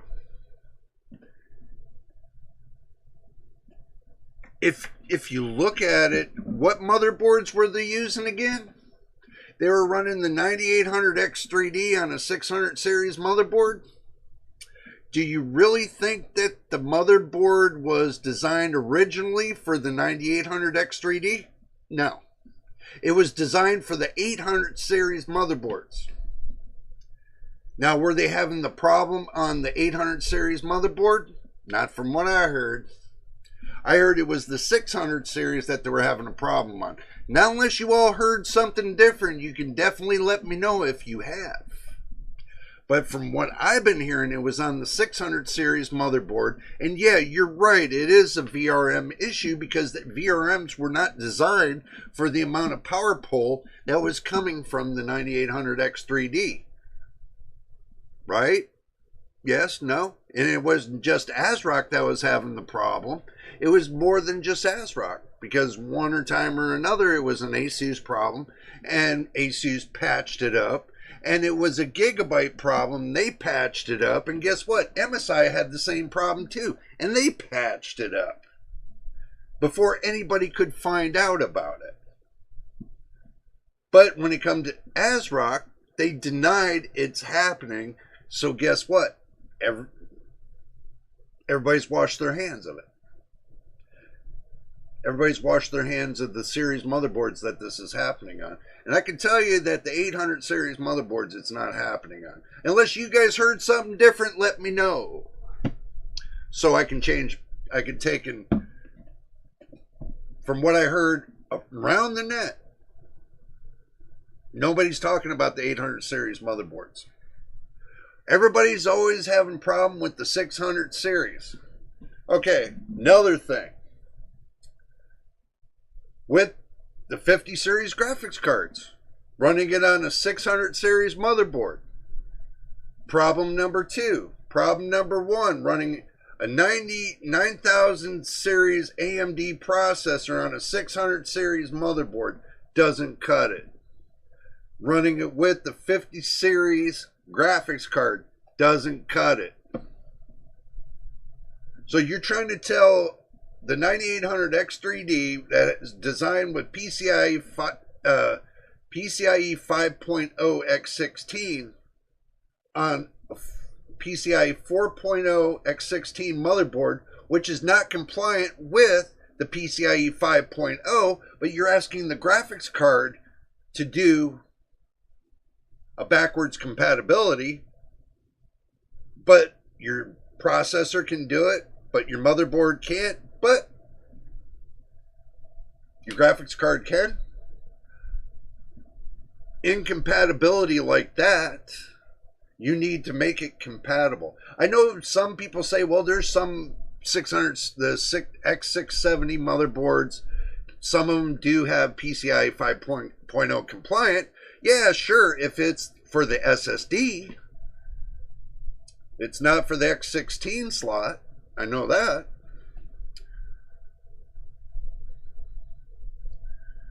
You guys still going back and forth? There are no sources showing how many CPUs are sold, and is certainly not millions. Maybe hundreds of thousands X3D total. It's way over 2 million, at least, actually. Oh, you guys are going back and forth. Y'all ain't paying attention to me, so. Man, guys, let it go. Let it go. It's not the matter of if, it's the matter of the motherboards. And this is no BS. I would love to have a B850 motherboard. You know, the A series, even an A series motherboard. I'd rather have a Strix motherboard, Asus Strix motherboard, B850-A.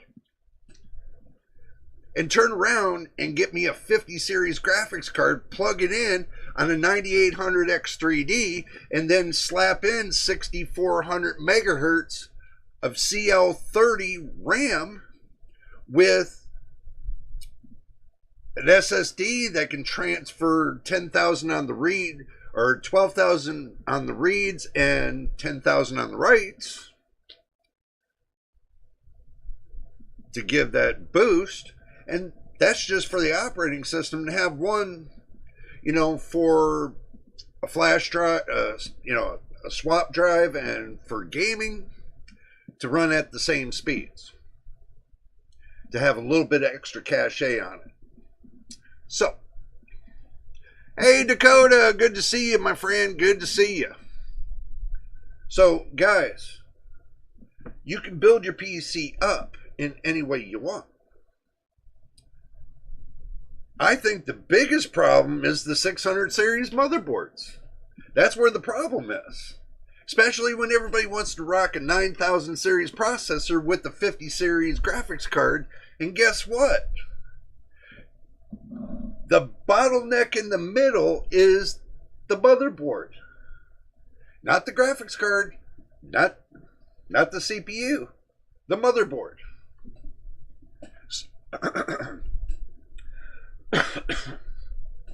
So, if your motherboard's becoming the bottleneck, change the motherboard.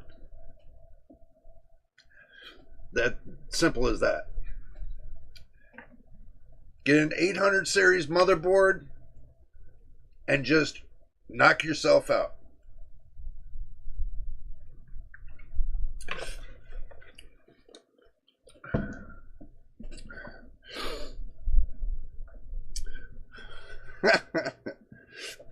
$80 to 90% of the Ryzen 9000 sales were X3D, around 600K. Mine Factory, Amazon, New York. Yeah, I know that. But look at how many sales of the 600 series motherboards there are compared to the 800 series motherboards. That's you guys' homework for this evening. Get a total of how much 600 series motherboards that have been sold compared to how much 800 series motherboards that have been sold in total from all over the world.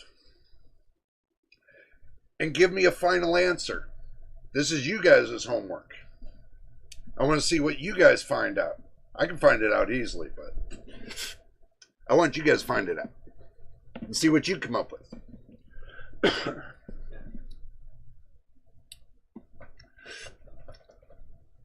Mercury Research estimates 4.2 million AMD desktop CPUs shipped Q1, third, 3D, roughly 1.3 million.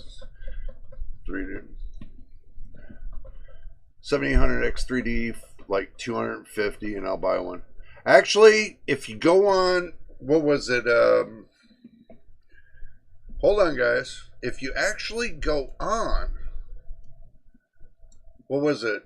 Is it Amazon or Newegg? Amazon. We'll check. I think it was Amazon. I think I was looking at the 9800X 3D and I just rolled into it. 9800X 3D, 8-core, 16-thread is $451.50. A 7800X 3D right now is $340.05. And if you don't believe me, we're going to go ahead and make this possible. Right here. So 7800X 3D. Remember, they were only selling it last year for $309. So that's $31 more for the $31 more for the 7800X 3D. That's if you're looking. But if you're looking for the 9800X 3D, it's $451.50. So keep that in mind there, people. There we go. So that's on Amazon, by the way.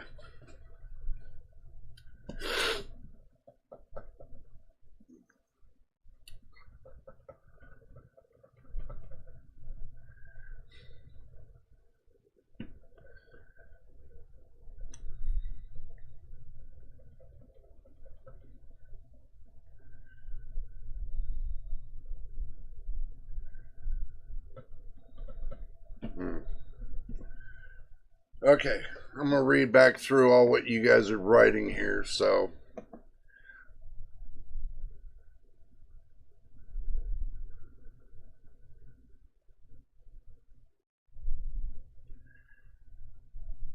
Seen Dakota in there? Dakota, good to see you, man.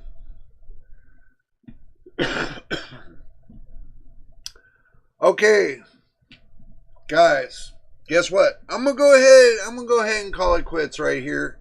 We got plenty to talk about next week as well. I'm gonna take Sunday off, so there's gonna be no videos on Sunday or live streams or anything. So Sunday I'm gonna be taking off, and Monday we're gonna try for the 6 p.m.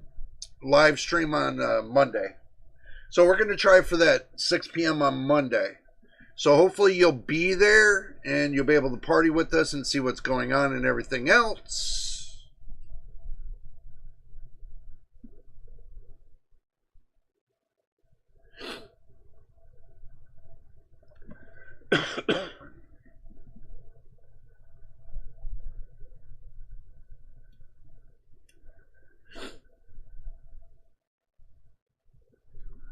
But anyway, guys, I'm going to go ahead and jump out of here. And if this is your first time here, hit the subscribe button.